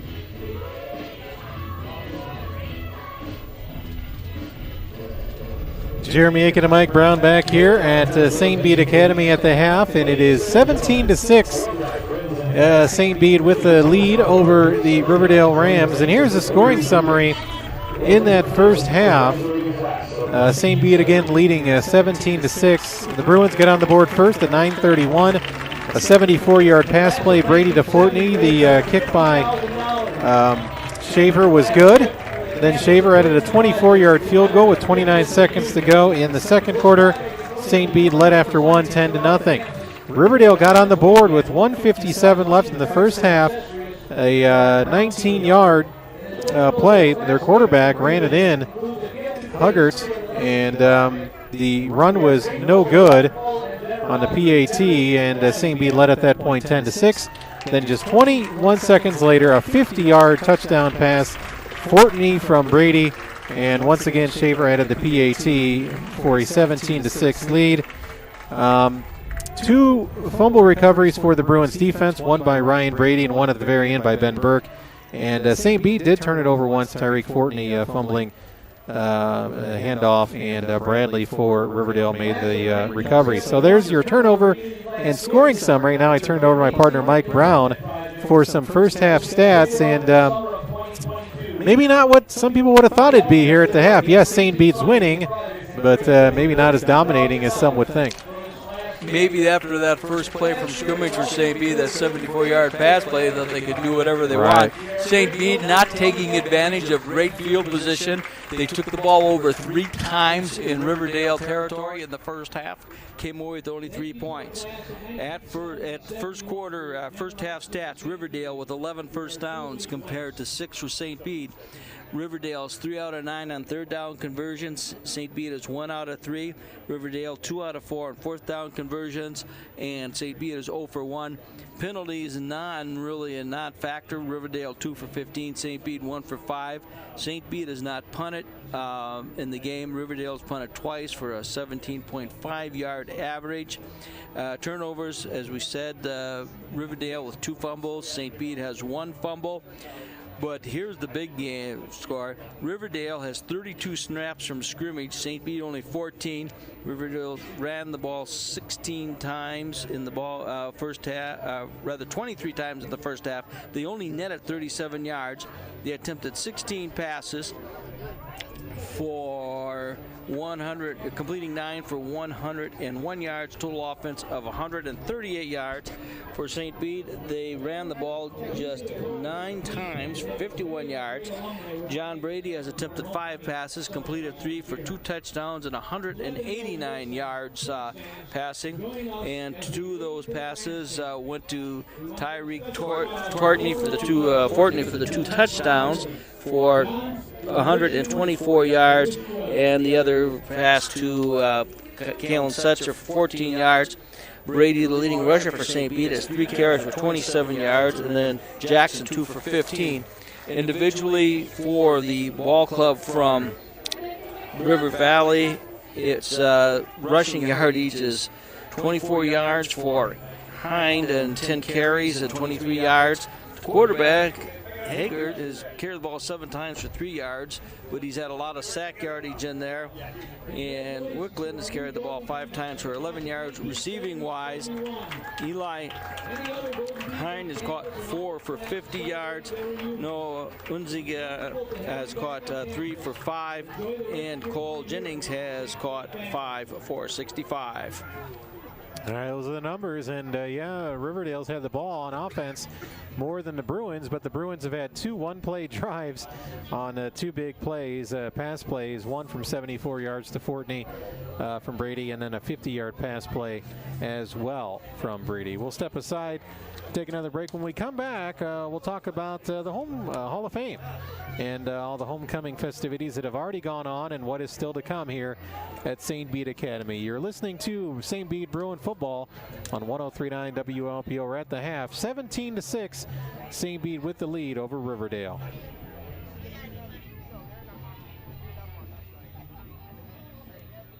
Electric Motors specializes in complete sales, service, and repair of electric motors, and is proud to support St. Bede High School football and wish the players a safe season. Inman Electric is a locally owned, family-run business in the South celebrating their 54th year in operation.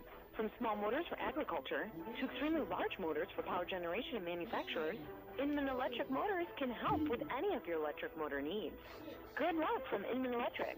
Visit them on the web at inmanelectric.com or give them a call at 815-223-2288. At a time when misinformation is all too common on social media, we take great pride in bringing you the news that matters, that impacts your family, news you can trust. Local broadcast journalists bring you the facts, covering the stories breaking in our community and across the globe. Text radio to 52886 and let Congress know you depend on local journalism. This message furnished by the National Association of Broadcasters. Are you planning on scheduling that elective surgery that you've put off? It's just as important to plan your post-surgery rehab. Planning ahead usually makes things easier and more successful. Hi, I'm Luann Hewitt from Heritage Health Peru. Restore Therapy at Heritage Health provides comprehensive therapy offering PT, OT, respiratory, and speech therapies. Our focus is to restore you back home quickly and safely, and with our private suites, you'll be comfortable during your short stay at Heritage Health Peru. See more now at heritageofcare.com. Let's be honest. The National Symphony may not be in his future, but he wanted to try violin. So you said yes because you love him. And if you love him that much, love him enough to make sure he's buckled up and in the back seat. Find out more about keeping your kids safe in your vehicle at nhtsa.gov/the-right-seat. Show him you love him. Keep him safe. Visit nhtsa.gov/the-right-seat. Brought to you by the National Highway Traffic Safety Administration and the Ad Council. I am a veteran. I spent 2 years alone and homeless. As America's veterans face challenges, DAV is there. My victory was finding the support to get back on my feet. DAV helps veterans of every generation get the benefits they've earned. I'm a veteran. When I got out, I felt like nowhere was safe. So veterans can reach victories, great and small. My victory was finding the help I needed. Thanks to DAV, now I feel like I'm human again. Support more victories for veterans. Go to DAV.org. Hi, it's Tom Henson, morning anchor for 103.9 WLPO News. For the latest Illinois Valley and Starved Rock country news, go to starvedrock.media anytime. These are a couple of great teams, but the real super groups like AC/DC, Def Leppard, and Journey play after the game. 103.9 WLPO.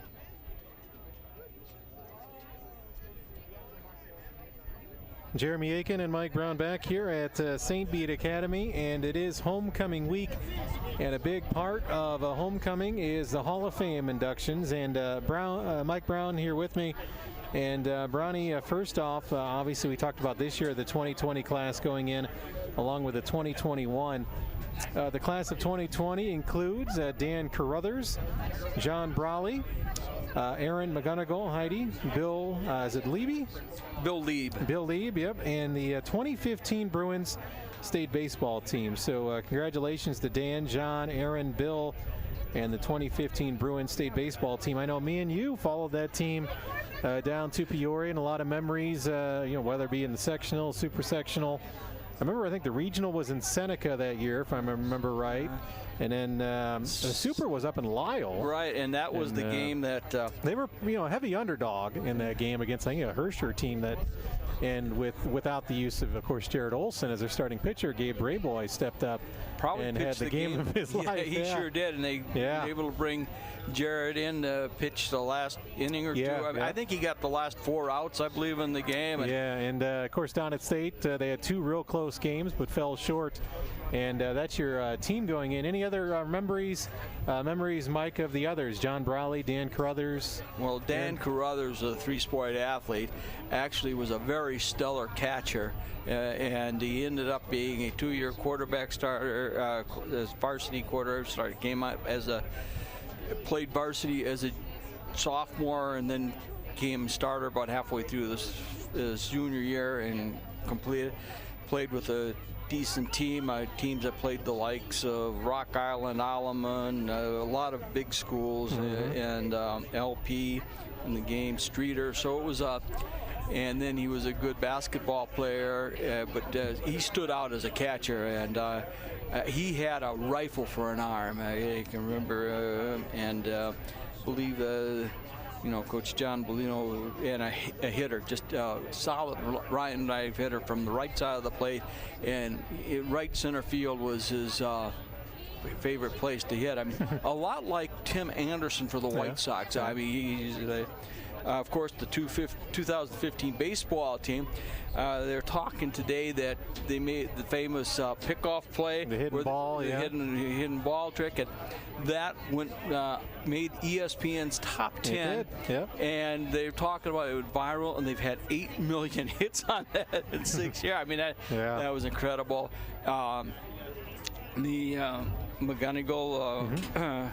Aaron McGonigal-Heidi, she played with the only St. Bede basketball team to win a sectional, boys or girls, and they were, of course, a lot of kids on that team. One was Sarah Slevin, longtime sports director Lanny Slevin's daughter, integral part of that team. They played right to the end, got beaten the super sectional at Seneca by Seneca, and that was the game there that the IHSA changed rules from letting a high school that was going to make a sectional host it. And that was a lot of St. Bede fans couldn't get in because the Seneca fans had they opened the doors early, and it was like about 50-1, I think was the. And then of course, this year's class that went in. We got this year's class, Mike, is state wrestling champion John Barnes, Kayla McDevitt, Dave Hancock, and then posthumously going in, Mike Fahey. Mike Fahey had a great career as a naval officer. Was a 3-sport athlete here at St. Bede. Went on to play Big Ten football. And then he also played football at Vanderbilt, became an engineer, and he was the first engineer on a U.S. Navy nuclear aircraft carrier, the John F. Kennedy, and he commanded the USS Wainwright.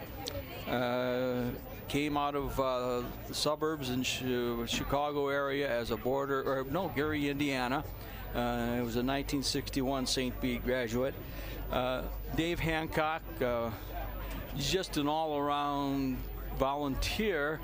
I think he's kept the book for volleyball. He's done work with girls basketball, scorekeeper. I believe he hasn't missed a volleyball match, home or away, in 18 years. Wow. And just one of those behind-the-scenes types of guys. Every school has them, and just very dedicated and very much volunteer. And McDavitt, well, today she graduated a year before they established the Father Kevin Gorman Award, and she was a rarity. She played 4 sports in 4 years at St. Bede.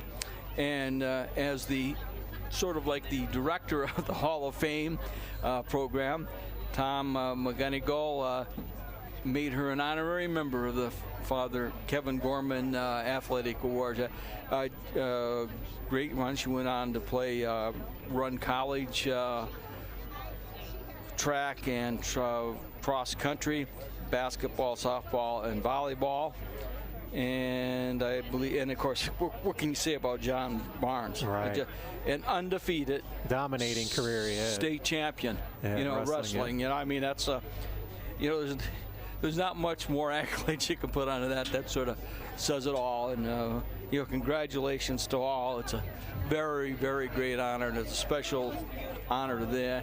It was great, and a lot of the families and friends, and it's. And it can get emotional as it did. It always does, and it's a real special moment. I've had the privilege of going through that, and you look out there and you see a lot of your friends and your family, and you don't get into this to try and earn a Hall of Fame. And there goes our Hall of Famer now climbing up to the booth, Dave Hancock. Congratulations again, Dave. And you just don't. It's something that you're real proud of and you look back on, but what you really have to realize in something like that, you don't do it by yourself without a lot of help along the way. And obviously in this business, guys like Lanny Slevin was so instrumental in my going on, and I can remember the first sports editor, or one of the sports editor a long time ago at the Daily News Tribune, Jeff Green, who gave me a chance as a senior in high school to write a basketball story for the News Tribune Sports section. It was St. Bede, Kankakee, Eastridge, because nobody in middle of February on a cold winter wanted to go to Kankakee. And I told Father Kevin, he told me to hop on the bus, you know, and that was the start of a long and fun, really enjoyment. And I've told this to everybody, and I think a lot of people will feel the same way, that you got your pro sports, your college sports, but to me, high school sports it's just fun and enjoyment, and just seeing kids out there playing a lot of times just for the enjoyment and fun.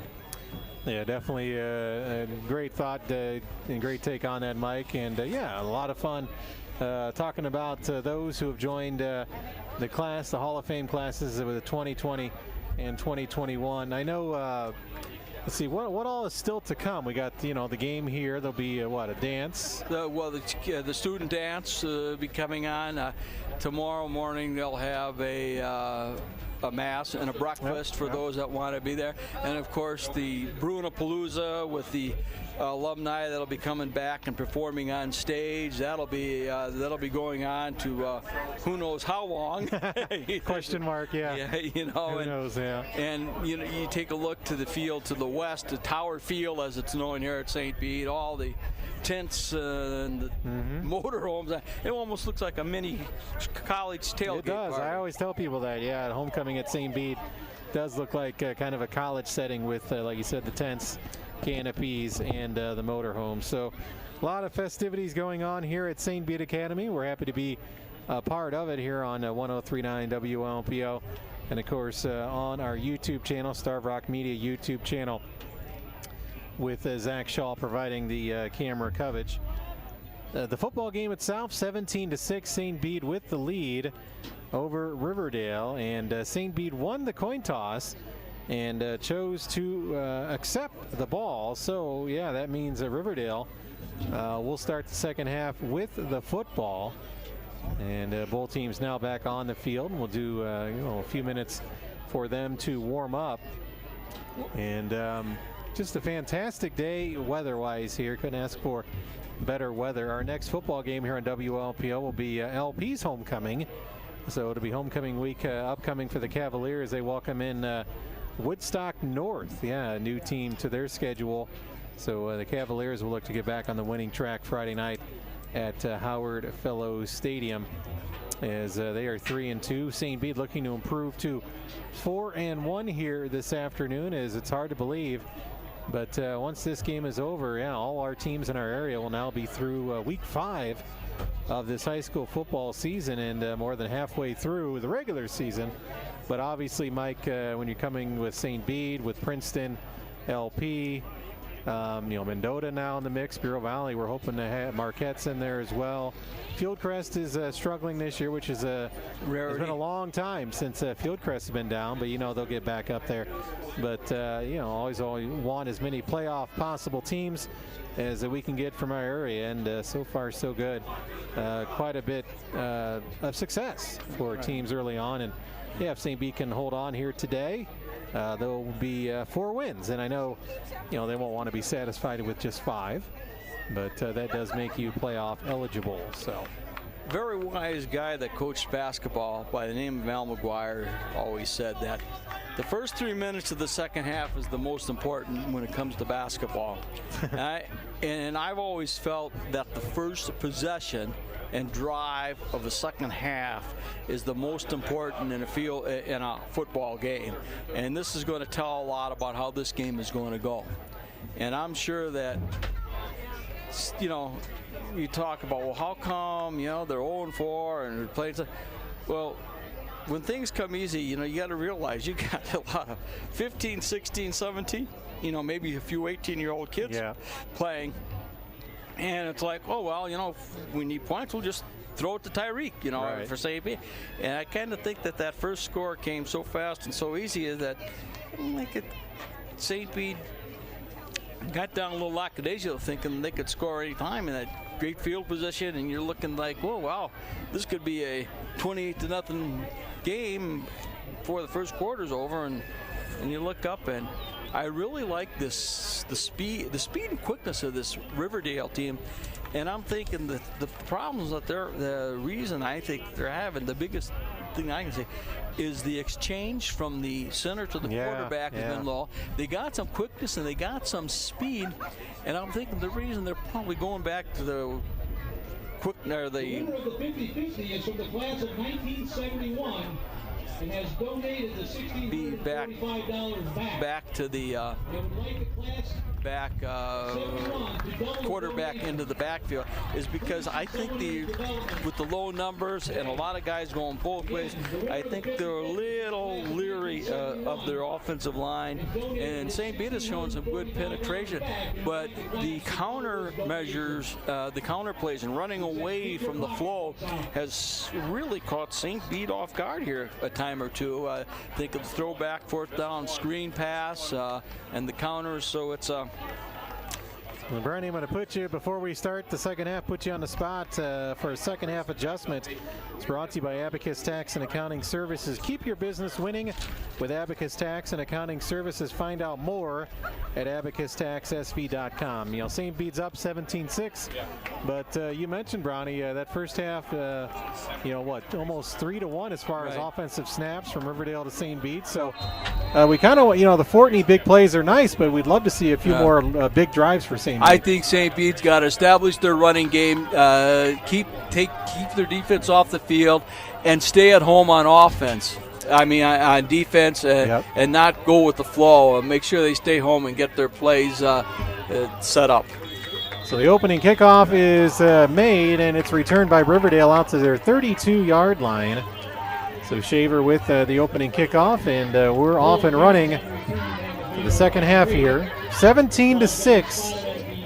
St. Bede with the lead over Riverdale.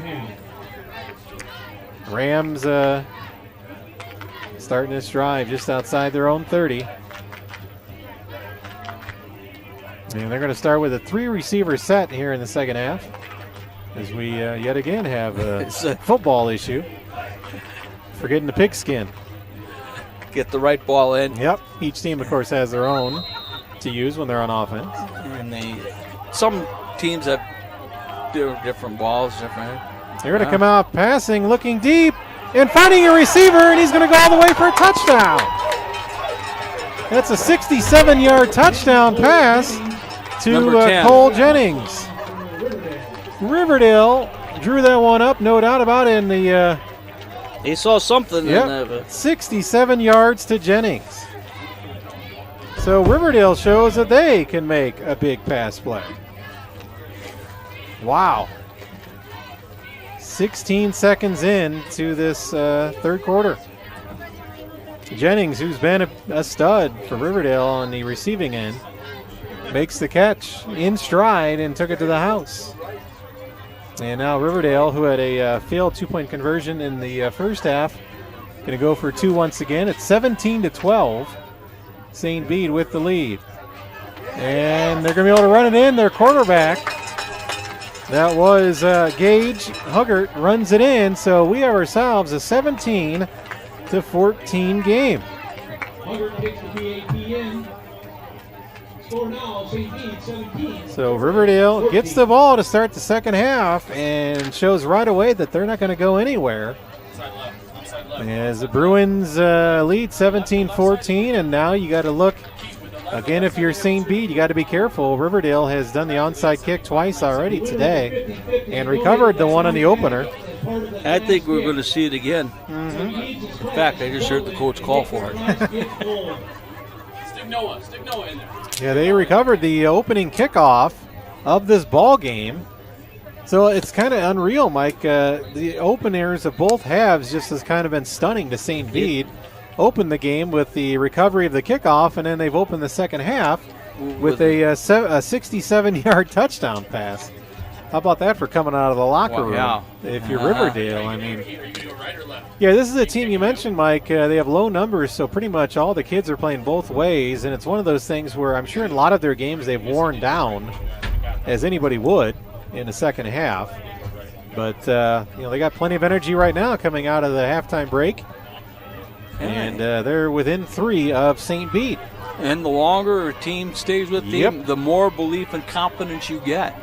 I mean, this would be a magnitude of a huge upset. 17-14 Bruins. Here it is. And nice job by the Bruin returner who was able to corral it. That was Nate Lowe. That was a pretty good onside kick. It was bouncing around. It took that high hop that you like to have happen. Yep. And to his credit, he made sure he corralled it and fell on it and didn't try to pick it up and run with it. So St. Bede back on offense now at their own 38-yard line. And taking a look here, St. Bede going into the wind in the third quarter. Yep. Brady in the pistol. Jackson in the backfield with him. Brady going to pass, looking. Caught at the 45 and near the first down. He should have it. For the Bruins was Augie Wiesbrock. They're going to say, yeah, it's a first down, gain of 10. So quick hit, Brady to Wiesbrock. Second half. Like I say, St. Bede has had no ground game. Of course, they haven't had the ball long enough to really establish anything on the ground today.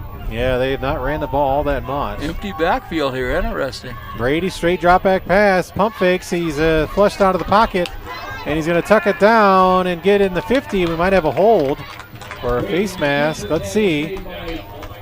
A late flag thrown, and it is a hold on the Bruins. And that's 10 yards from the point of the foul. And it looked like the point of the foul was deep in the backfield. I was going to say at least 8 yards back. Yep. This could be an 18-yard penalty.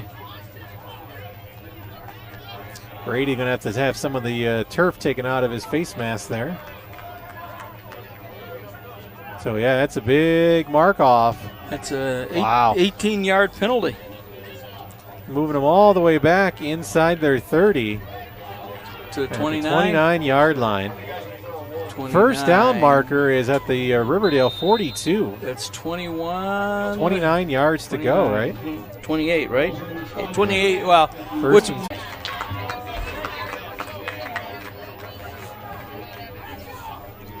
wow. So let's see what Riverdale can do to counter St. Bede's big play. And be kicking into the wind will be the Bruins, Steve Schaefer.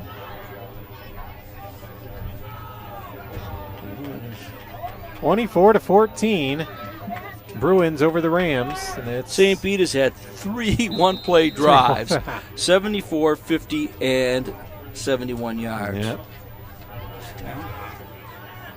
Well, I think we got quite a bit of choices for a drive of the game, Mike.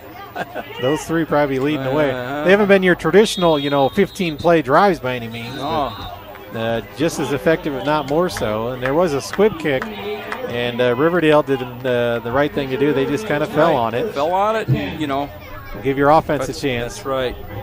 They'll start it at their own 28-yard line.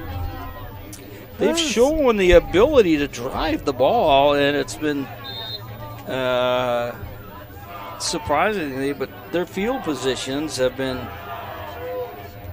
not good, but they've just driven the ball and just.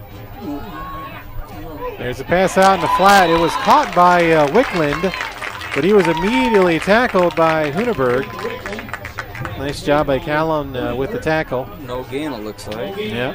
Second down. It's not really the first and second down plays that's hurt St. Bede. It's been the third and fourth down plays. Second down and 10, yep. Riverdale. Under 10 minutes to go here in the third. 28-yard line. High snap again. He hands it off, though, and there's a big hole. 35-40. That's Hind. He's at the 45-50. Oh, boy. Fumbles it, but he's out of bounds. Boy, that was big a hit nice made by Ryan Brady, but big run by Eli Hind. And he's got a first down. And all of a sudden, just like that, Riverdale's in the St. Bede side of the field at the 49-yard line. So, man, these offenses both flexing their muscles here. 23-yard run. Clock stops as he was out of bounds. 9:36 to go.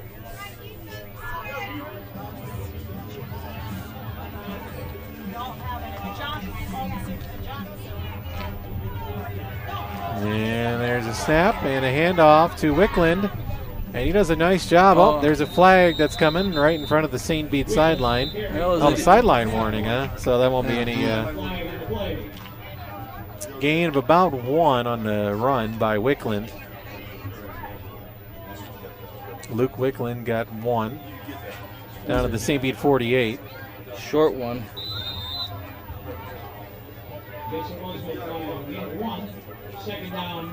Second and 9 for the Rams at the Bruin 48-yard line.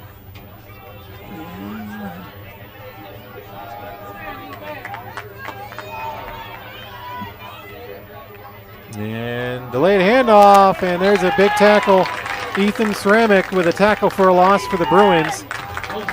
He brought down Hausengay, the ball carrier, number 4 for Riverdale, for a loss. No gain, third down. It'll be third down, about 10 now for the Rams. Probably lost 1, actually, back to the original line of scrimmage.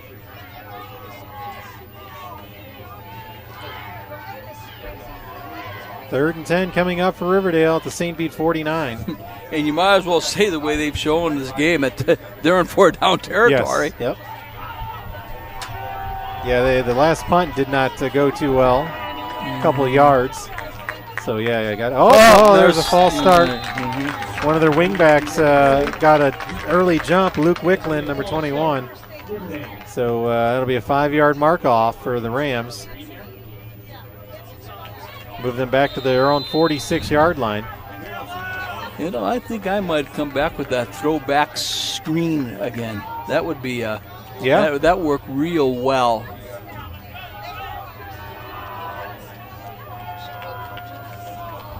Third down and long, and Hugger juggles it a little bit, throws, intercepted! Intercepted by the Bruins, number 14, Anton Kane. Wow, he has played a whale of a game. No doubt about it. I mean, he's had a sack, touchdown catch on offense, and now a interception on defense. Don't forget the first drive when they had the ball, he had that defensive tackle on that third down play. He's had at least 4 tackles for a loss. I mean, that. So Anton Kane, no doubt, I think would be our leader at the third quarter here for a player of the game. At this point, but you know, a lot can happen. The way the big plays have been coming, you never know here in this Right. game. Good field position again. St. Bede at their own, 46-yard line. Brady going to pass, looking to Fortney. He catches at the line of scrimmage, makes a couple players miss. 50, 45, 40, and pushed out of bounds. And he's inside the St. Bede 40, down about the 37-yard line. That was just a quick pass to Fortney at the line of scrimmage, and Tyreek made 2, maybe 3. Rams defenders miss. He's all the way down to the Riverdale 37-yard line now. 17-yard pickup. First and 10, St. Bede. We're under 8 minutes to go in the third. 236 yards passing now for Brady. Brady throwing, and he overthrows his intended receiver that time. It was Augie Wiesbrock. Second down. So, yeah, not a lot of running for St. Bede, Brownie. A lot of passing, though, and that one goes incomplete. So the clock stops at 7:53 now, and the Bruins will have it second down and 10 at the 37 of Riverdale. In the pistol is Brady. To his left is Jackson. Haven't really called his number in a while. Fortney goes in motion, and they're going to give it to, no, Brady's going to keep it. And John gets it down about the 32-yard line, short of the first down by 3, maybe 4 yards on the carry. They did the fake handoff to not only Fortney, but also Jackson. Pick up about 5. Yeah, 5 yards for Brady. We're down to 7.5 minutes to go in the third. 24-14 St. Bede. Ball spotted on the Riverdale 32-yard line. Show you how Riverdale's control the ball in this game. This is only the 4th third down attempt for St. Bede in the game. In motion is Fortney, and they're going to hand it off to Jackson off left tackle. He fumbles it, and Riverdale recovers. Riverdale recovers. Jackson fumbled it. And guess who for Riverdale? He's been their star, Cole Jennings. Recovered the fumble. Jackson put it on the turf. 23-yard line. So St. Bede gives it right back. Second fumble given away by the Bruins today. Now we have the turnovers starting to add up on both sides. Yes, 5 total in the game. 3 against Riverdale, 2 on St. Bede. So that takes some air out of the sails of the St. Bede homecoming crowd. A win out of the sails. It's 1st and 10. And there's a pass just too far in front of Jennings, incomplete. On the coverage for St. Bede was Ryan Brady. That ball was zipped out there by the quarterback, Gage Huggard. And it'll be 2nd down and 10 now for the Rams at their own 23-yard line. 24-14 is the score. St. Bede with the lead.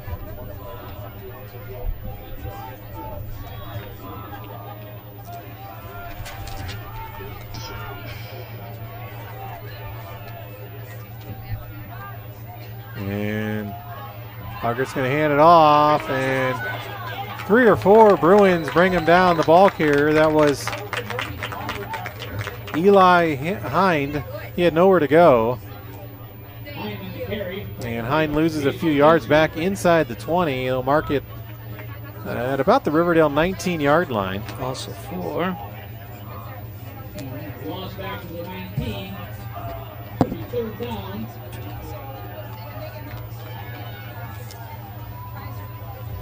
Third down and 14 for the Rams.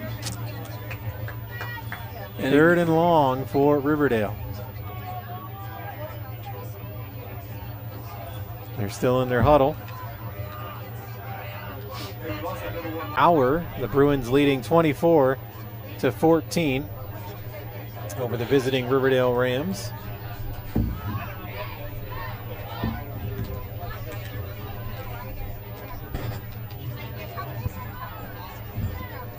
And just a gorgeous day for football here at the Academy.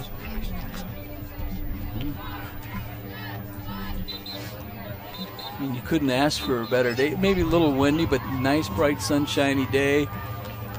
I think they called for a high of 72. They're going to warm up a little bit tomorrow, back near 80. Wonder what the weather. Well, we know what the weather is like on the lakefront in Chicago today for college football and baseball. Wonder what's going to be like on the lakefront in Cleveland. Yeah, the Justin Fields era. 3rd and long, and pass play coming up towards the sideline. It's caught by Jennings, and he's going to spin around and get near the first down. Close. Man, he's their big play guy, Cole Jennings. He gets really close. And it's going to be either 4th and short or a 1st down. Still waiting for the indication here. He's about a half a yard. It's less than 1, I would guess. So 4th and 1 coming up for Riverdale. I'll say this is a big play is an understatement, isn't it? The Riverdale right now is 2 out of 4 on 4th down. They do the direct snap to the back, and he's got the 1st down at about the 35-yard line. We'll wait for the pile to. That was number 24, Eli Hind. He's been their most effective runner, and Caleb Jennings has been their go-to guy through the air. 3 out of 5 on 4th down plays. 24-14 St. Bede. Counting down to 5 minutes to go here in the 3rd. Riverdale has made this one definitely about. Might have a illegal procedure or false start on the Rams. Take your pick, I think. And the whole right side of the line looked like they jumped. Subway scoreboard update. Mike will be happy to know this one. Notre Dame 24-13 over Wisconsin. 3:20 to go in the game. A little surprised at that. I really am after viewing Notre Dame in person last week. Yeah, came away not so impressed, huh? No, but maybe a nice win on a neutral field against Wisconsin today. Northern tied with Maine in the 2nd, 14 all, and high school at near the half. It's a good one in Mendota. Mendota leading Hall 14-12. Wow, that's a good rivalry game. There's a counterplay, a double handoff, and I believe Hind ended up with a number 24. Went right up the gut, Eli Hind, number 24, and got a couple, not much. You know, I haven't seen too many teams this year that have been quicker to against St. Bede to the outside. And Riverdale is there. I mean, they're really.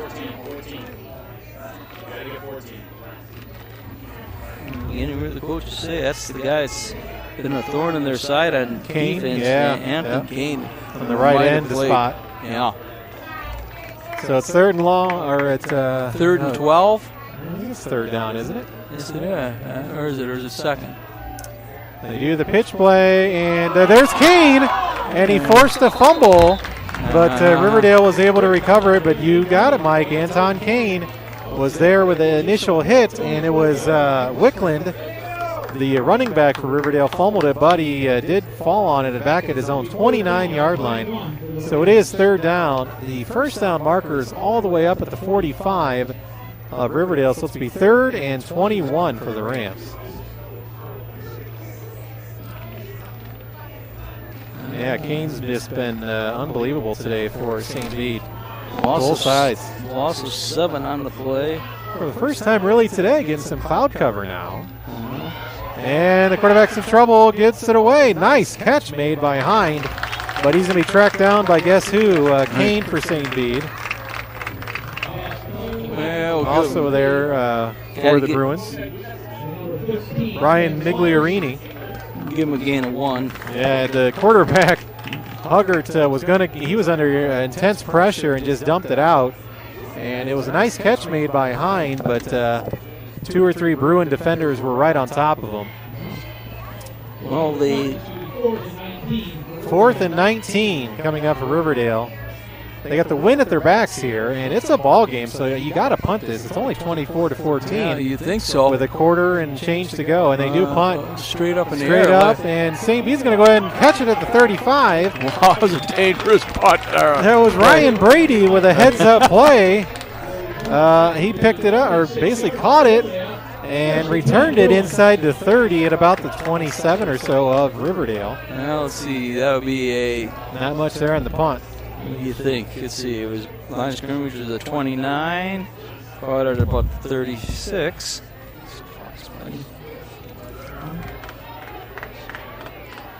Well, now St. Bede's has got a good field position here. There's a chance to, extend the lead. And Brady's going to throw, and he's got a man inside the 20, and he's going to be tackled down just inside the 20. That was Callum Setzer, and Setzer kept going, and they finally bring him down near the 15-yard line. First down pass play, Brady to Setzer. So just like that, the Bruins are back in the Illinois Valley Credit Union red zone. 2 minutes to go in the third, 24-14 St. Bede over Riverdale. 4 receivers set for St. Bede, 2 to the left, 2 to the right of Brady. Lone man in the backfield is Huneberg. In motion is Fortney, and Tyreek not going to get it. They're going to throw the middle. Touchdown, St. Bede. Wide open was Kane again. Wow. 15 yards. And as you can hear, the St. Bede crowd erupts. Beautiful throw from Brady to Kane, 15 yards. Well, and 1:40 to go in the third. Nice fake setup. Yep. You got to, when Fortney goes in motion, that's going to take a few defenders. That's right. And Kane got himself open over the middle on a nice touch pass by Brady. And Shaver adds another extra point, brought to you by Financial Plus Credit Union. So the Bruins open up 31-14 lead. Actually, that's their biggest lead of the afternoon now. It is. 17 points. They led 10-0 after 1. It was 17-6 at the half.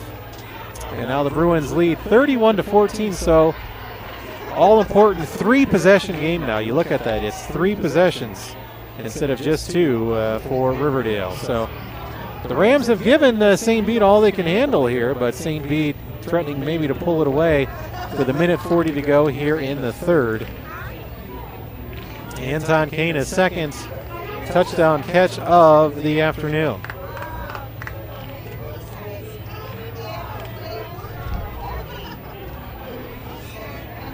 $29-yard 3-play drive.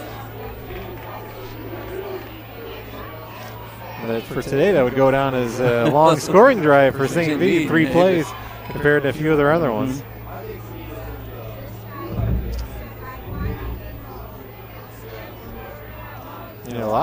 Both teams. There's only been 1 touchdown on the ground today. Right, the quarterback run. Everything else been passes. 4 touchdown passes for John Brady.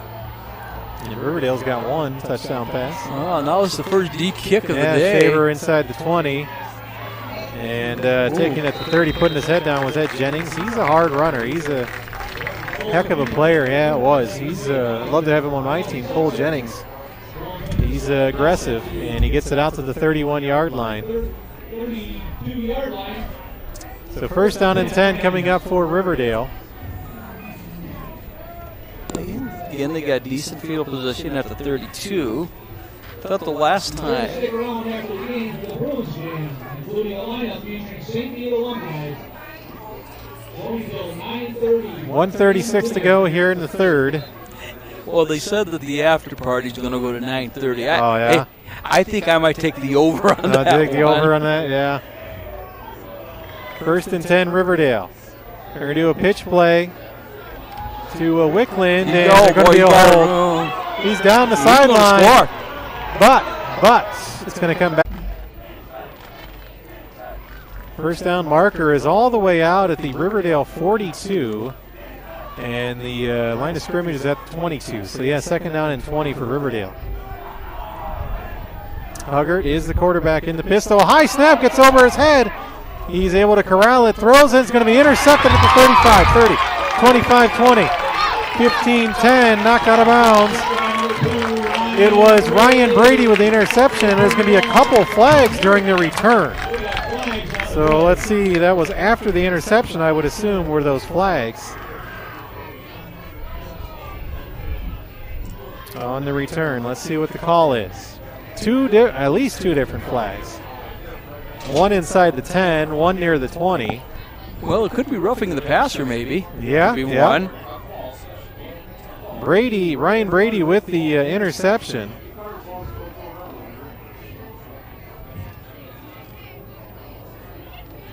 And the officials are discussing, sorting things out here. Wolfie on St. Bede could have been blocking the. Really only rushing 3 or 4 guys there. The old Lou Holtz trick against Tebow. Rush 3, drop 8. Boy, that's what it looked like, yeah. They mark it back at the 34-yard line of Riverdale. Could be the last play of the quarter here. 9 seconds left. Huggart is going to run with it. He's got a full house, 3 or 4 guys in front of him. Yeah, nice block. Turns the corner. Yeah, he's getting blocks everywhere. Man, that was a well-blocked play by Riverdale. They were knocking like bowling pins, knocking down Bruin defenders. Got about 12, I'm going to guess. Yeah, just short of the first down. Oh, about 10 plays. Got 10 yards. They'll mark it at the 45 of Riverdale. The first down marker's at the 47, so it'll be 3rd and 2. Clock stopped with the pitch to Wickland, and he breaks the tackle. Can't break the second one, though, from Callan Kuneberg. That's it for the third quarter. It's going to be a loss. About 6, I'm going to guess. I'm not even see who carried that ball. It was is that 21 that took the pitch? Yes, yep, Wickland. So we've played 3 quarters. A lot of action in that third quarter. The Bruins lead the Rams 34-14. Back with more St. Bede Bruin football on 103.9 WLPO after this.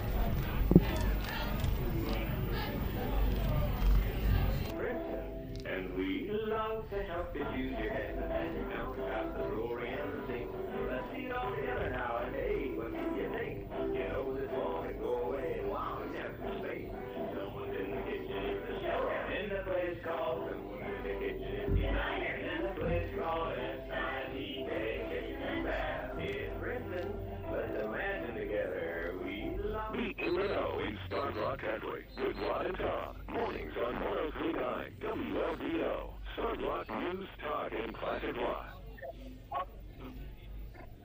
he's just been. Jeremy Hagan, Mike Brown back here as we begin the fourth and final quarter. The Bruins leading 31-14. And Riverdale's going to be looking at a fourth down and 5. So you got to think it's a must conversion here for the Rams. Down 31-14. Well, they're 3 out of 6 on fourth down play. Conversions there. There's a fourth down and about 6.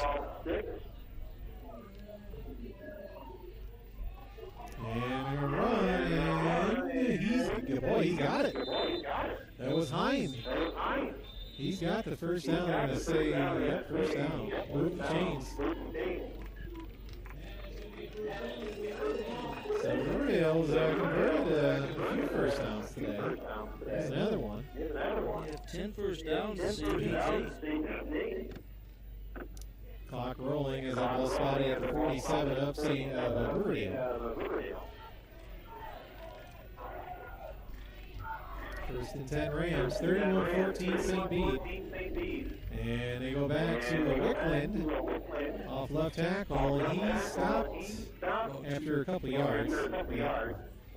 Near the bottom of the pile was Jason Lazinski for St. Bede, number 50.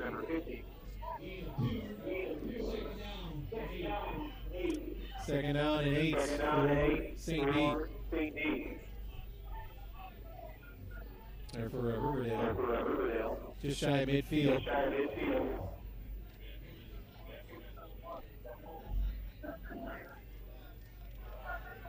11 minutes to go in this game. Gotta watch Jennings. He's their go-to guy as a receiver. And they're handing off instead to Wickland. He's at 50, stiff arms the defender, 45, pushed on bounds. Pretty close to first down. You got it. John Brady. Step out of bounds before he got there. Yeah, Slino before. John Brady hit him out of bounds. It'll be third down and 2 for Riverdale at the 45 of St. Bede.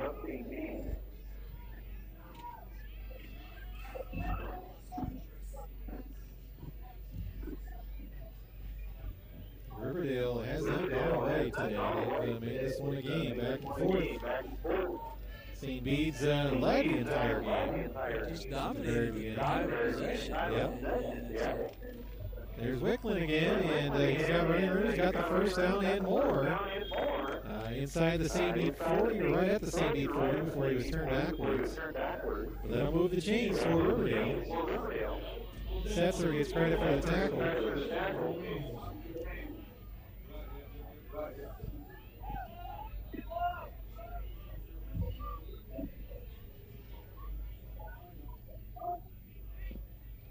First and 10 Bruins at the Rams 40.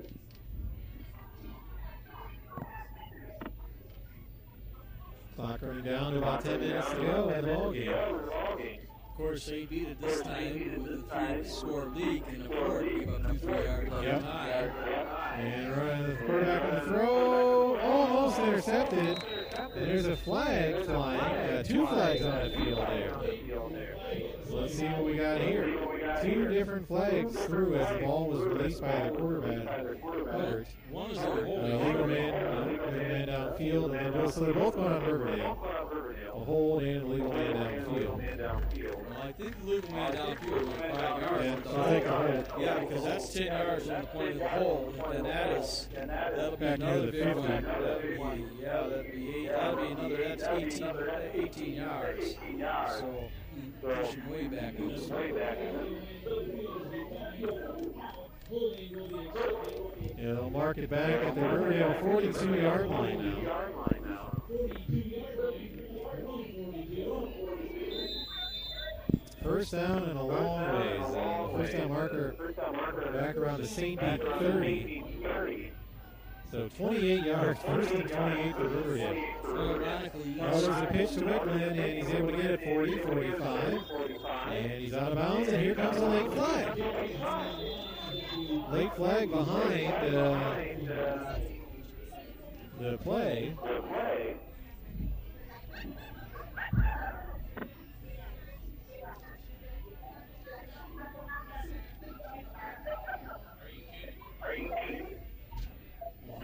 Doing another hold on Riverdale and move back even further. to be first and about 38 now, so 30 plus. Back at the inside the 33-yard line.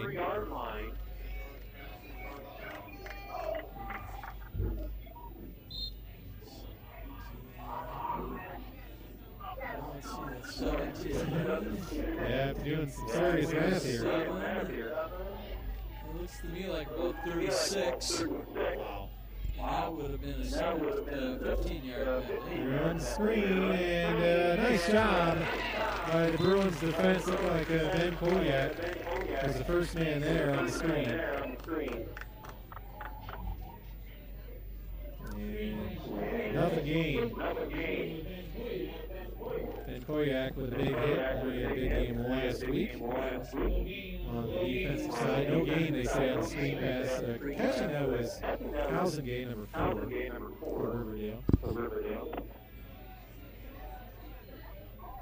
Under 9 minutes to go in the ball game. St. Bede up 31-14. Huggert's going to pass, and he finds a man caught at the 35. Out near the 40, that's Caleb Jennings. So we have Caleb Jennings, number 3, and Cole Jennings, number 10. And it was Caleb. So they do get some yardage. It'll be third and about 30 still for the Rams. They're at their own 40, and again, the first down marker is at the 30 of St. Bede. So third and 30 for Riverdale.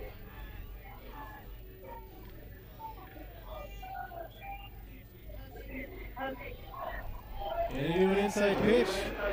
Jennings breaks the tackle, and he's out to the 45, breaks the second tackle. And he gets it out to about the 47-yard line. That was Caleb Jennings, number 3. Ben Wallace will get credit for the tackle for the Bruins. Not much there. It'll be 4th and long for Riverdale. They've had some 4th down conversions today, but they've not faced this long of a uphill climb on 4th down. About 24th and 23 coming up for Riverdale. 3 out of 6, 50%, that's not bad. 4th and 23. And they give it to a big guy. A little quick handoff. That was Reese Richmond got the handoff from the quarterback. And he went to the short side of the field where there weren't all that many St. Bede defenders. Luckily, though, Colin Bloomberg was there and brought the big guy down. So Reese Richmond got the ball. He's an offensive lineman and ran with it. And they got a few yards, but not near enough for a first down. So it's a turnover on downs. And St. Bede will take over this drive at their own 48-yard line with 7:12 to go in the ballgame.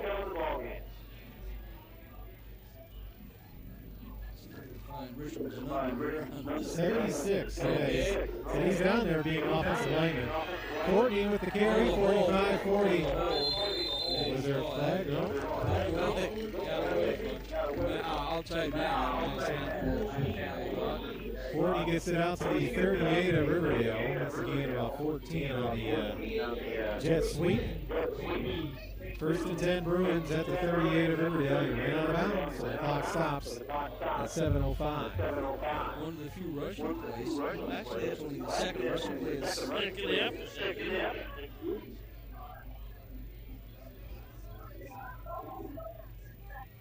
In motion again is Courtney, and a penalty, I believe, on the Bruins. Might have had more than one guy moving. Or a false start on St. Bede. So it'll be 1st and 15 now. All of a sudden, the Pimpton are heading up both sides. Now we've got 11 flags in the game. 6 for 58 against Riverdale, and they've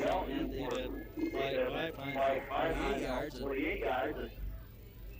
This is actually, I think Jim Hughes got it. To have this really sloppiest game St. Bede displayed this year, despite the loss like Kiwanis. Right. First and 15, Brady's going to throw to 40. Tyreek goes down and gets it and turns upfield. The pass was a little low behind him, but Tyreek came back and got it.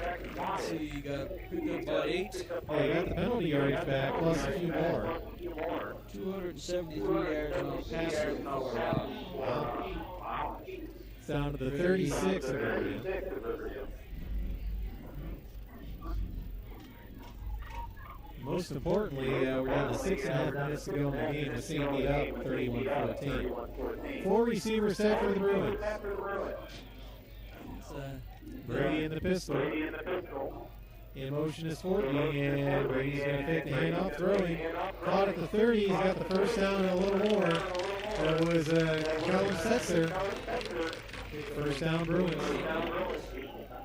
Brady closing in on 300 yards passing.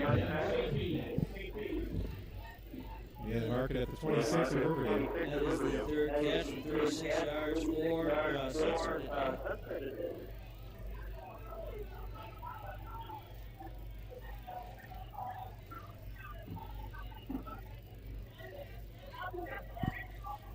In motion again is 40, and we give it to the running back, Ceramic, and he bulldozes ahead, runs over one defender, and gets it down to about the 23, maybe the 22 of Riverdale.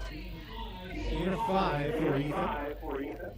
It's only his 4th carry of the game. Yeah, him and Jackson haven't been all that. Jake put one on the turf for fun.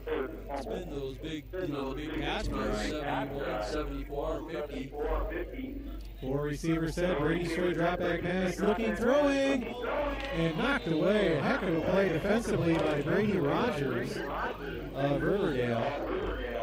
And it was almost, he probably saved a touchdown. Looked like Anton Kane again was the intended receiver.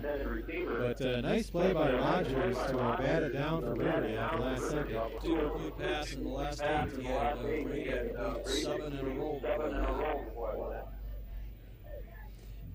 3rd and 5 coming up for St. Bede. Clock stop at 5:16.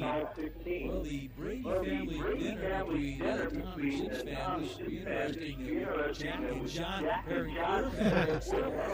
I believe 6 is the St. Bede record for touchdown passes in the game. I don't think we're going to see that. John's going to run with it, and he spins ahead, and he's inside the 10-yard line. Brady gets the first down with his feet, as opposed to his arm that time. No marking at the Riverdale 9-yard line. So St. Bede is back inside the Illinois Valley Credit Union red zone.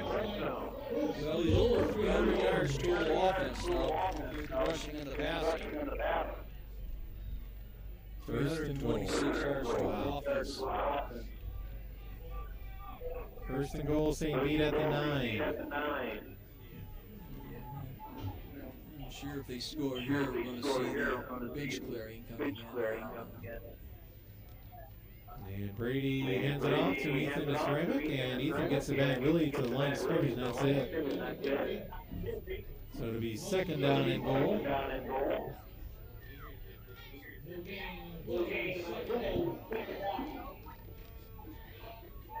Going to be about 4 minutes left in this ball game. This is going to be St. Bede's 9th snap on this drive, and they only had 14 in the whole first half. And Brady's rolling right, looking, throwing, and another nice defensive play for Riverdale. That was Carson Alaska. Knocked it away from intended receiver for St. Bede, Colin Setzer. And it's 3rd and goal now at the 9-yard line. Well, this is only the 5th 3rd down Tim St. Bede has had, and a big part of that has been the 3 long scoring plays. 3rd and goal, St. Bede at the 9 of Riverdale. I'm just wondering here if this is incomplete, if they wouldn't bring Shaver in and try another field goal. I mean, he's had a heck of a game. The wind would be at his back. And it's well within his distance. Third and goal at the 9. 4:06 to go in the ball game. Brady dropping back, looking thrower. Tyreek over the middle, just overthrew him by quite a bit. Too much. Might have had the wind that elevated that ball too.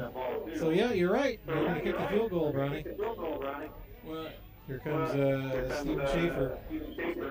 Well, it's a 17-point lead. Make it 20 here. 20. That's the likelihood of going 3 scores in 4 minutes. Is going to be a 26-yard field goal.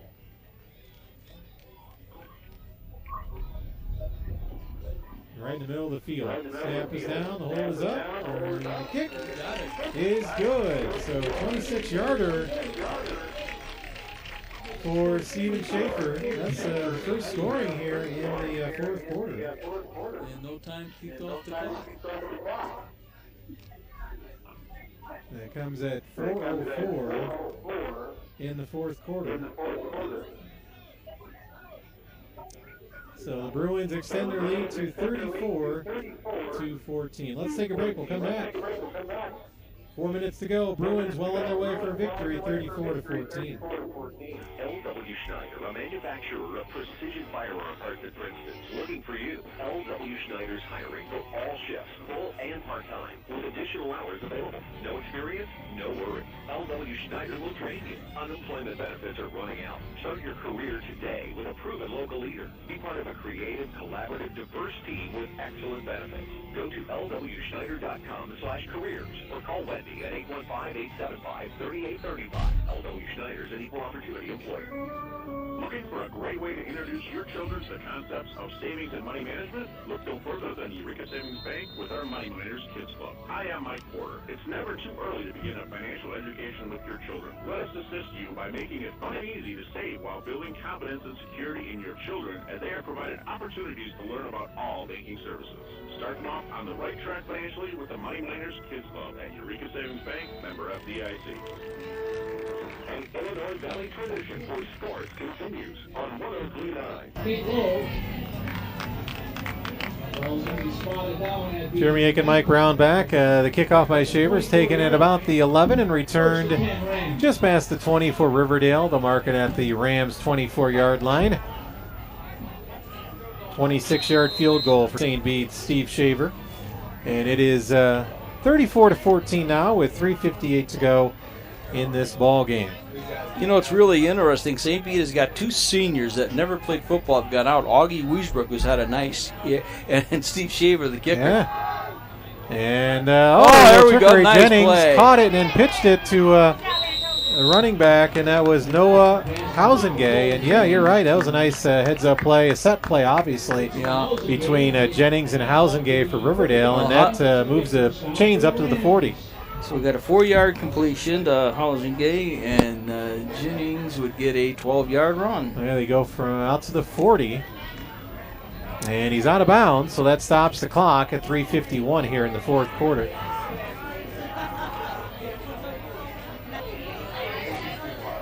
You know, and there's a pitch play to Wickland.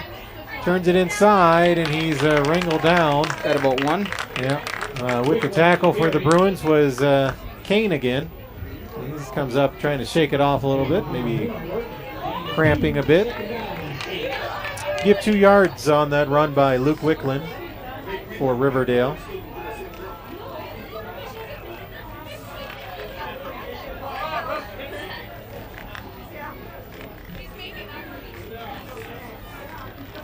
You know, Hagart's got 198 yards passing today.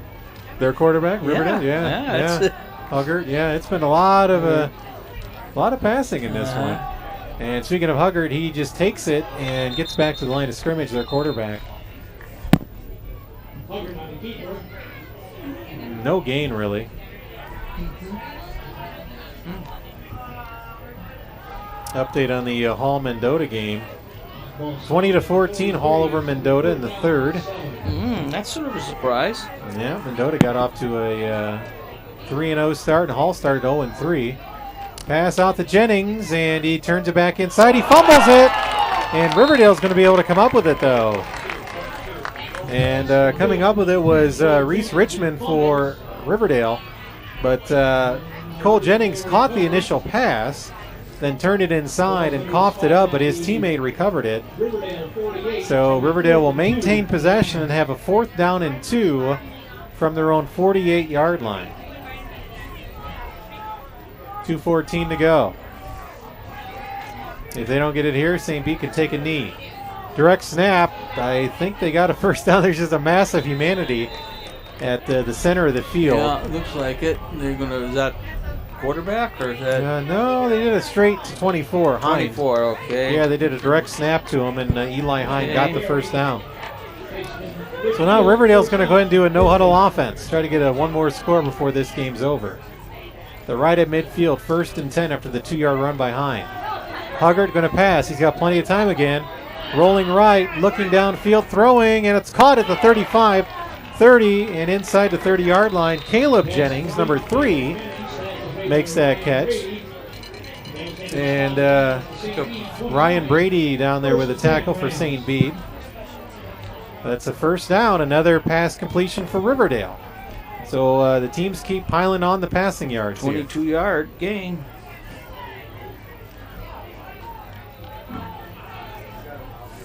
Down to 1:15 in the game. And there's a run, a nice run by Hausengay, who bounced off the initial tackle attempt by Ben Koyak. And Riverdale's going to go ahead and use a timeout here. They gain about 6 on that carry. This is their second time out of the game, second half, 1:02 mark of the 4th quarter. And they have a 2nd and 10 coming up at the St. Bede 24-yard line. You know, from what I've seen, it's hard to believe this team hasn't won a game. Right. No, it's been a nice effort on their end today. Like you said, that first play, St. Bede, I think, got complacent thinking they'd be able to roll over Riverdale. We'll give Riverdale credit. I'm sure their kids were like, oh, no, here we go again after, one big play. And they were closest 3 points. And yeah, this was... it was 10-0, and then they scored. It was a 10-6 game towards the end of the second quarter. Yeah, they made it 10-6 with less than 2 minutes to go in the first half. And they came out and scored first play of the second half. Big pass play. Almost 300 yards total offense to the game for Riverdale today. Out of the huddle, they're in the Illinois Valley Credit Union red zone at the 17. No huddle offense. Huggard looking to throw, throwing towards the end zone, incomplete. Clock stops with 41 seconds now. Riverdale trying to punch it in one more time here. Man, it's almost like, Wrigley Field when you see those afternoon games at 4 o'clock, all the seagulls start coming in. It's almost like the flies realize at a certain time here. Well, buzzing around. At least it's not the bean field with all the Japanese beetles. That's had invasions on here before. No, I haven't seen any wasps or anything yet, so that's good. 2nd down and 10. This looks like it could be a run, huh? No, they're going to pass, and there's a catch made by Caleb Jennings, number 3, and he gets it inside the 5. That's a first down. Number 3, Caleb Jennings, a tight end. And Riverdale's going to have a 1st and goal at the St. Bede 4-yard line with 32 seconds to go.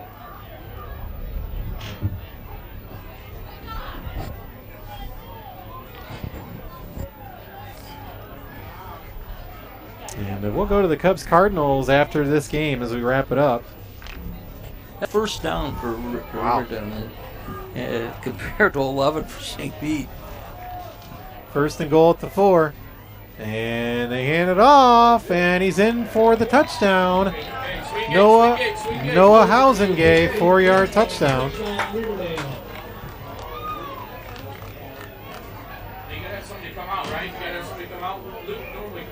4-yard touchdown run with 27 seconds to go in the game.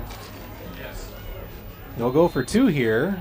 It's 34-20. Well, they'll go ahead and try to get an extra point. Yeah, it's a 2-possession game regardless. Stickler doing the extra point. Snap is high, the hold is up, and it is good. So it's 34-21 now. St. Pete 34. And Riverdale will do an onside kick, one would think. Onside right. And Bruins hopefully will recover and then just take a knee and go enjoy the rest of the homecoming Saturday. 34-21. Bruins with the lead.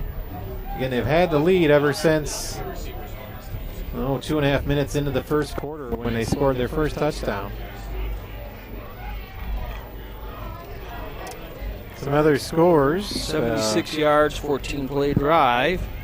Second quarter in college football, Purdue 6-0 over the Illini.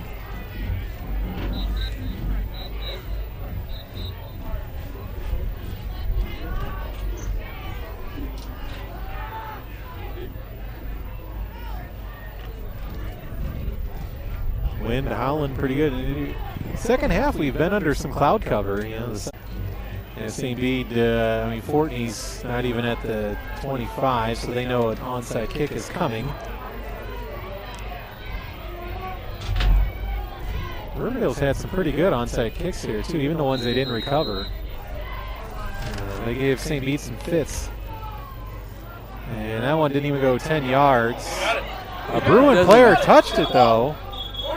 So it's up for grabs. It's up for grabs. And Riverdale may have got it. I went through the legs of the St. Bede player, and Riverdale has it. Let's wait. I mean, it didn't. Unless it was touched. Was it touched? I thought a St. Bede player touched it first.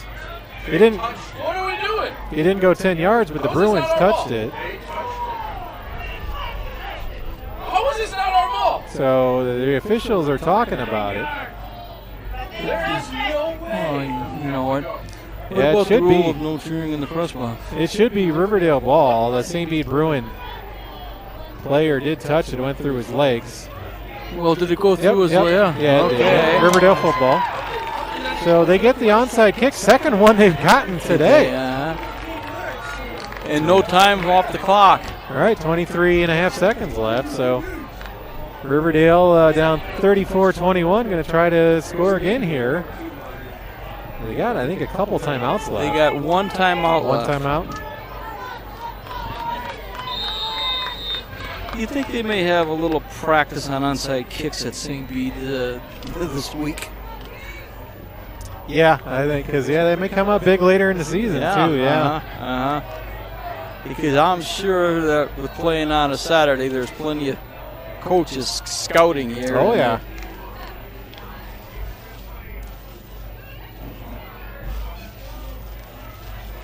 Well, they roll the ball back to the quarterback. All kinds of stuff going on here. They did 3 different pitches, and we're down to 15 seconds. The quarterback still got it. He's running 45 and knocked out of bounds inside the 45. So it should have taken, that probably took quite a bit of time off. Well, they did at least 3 different handoffs, and the Riverdale quarterback, Hugger, just decided to tuck it under and run, and he got some yards, got about 8 on the carry. Clock is stopped because he ran out of bounds, 11.8 seconds. Just a wild ending to this game. It's still a 2-possession game. You wouldn't know it by watching this. You think it's a 1-possession game at this point with all the excitement back and forth here. Second down and 2 coming up for the Rams. Let's see if they do some more trickery here. Nope, straight drop back pass this time. Rolling to his left, intercepted at the 40, the 50, the 40, and tackle down inside the 30, and guess who? Kane, yep. Anton Kane with the interception. 2.5 seconds to go. St. Bede will take a knee and win this one. So a fitting end to it. An interception by Kane. He's had a heck of a game. It started with the first drive of the game on that 3rd down play.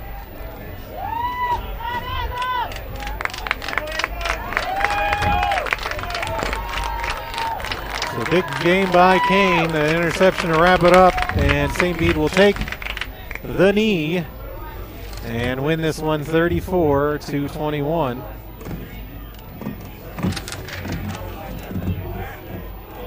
And we'll go ahead and wait. Whistle blows. Again, Brady will go under center and take the knee. So the Bruins move to 4-1 with a 34-21 victory over Riverdale. Back with some post-game coverage after this on 103.9 WLPO.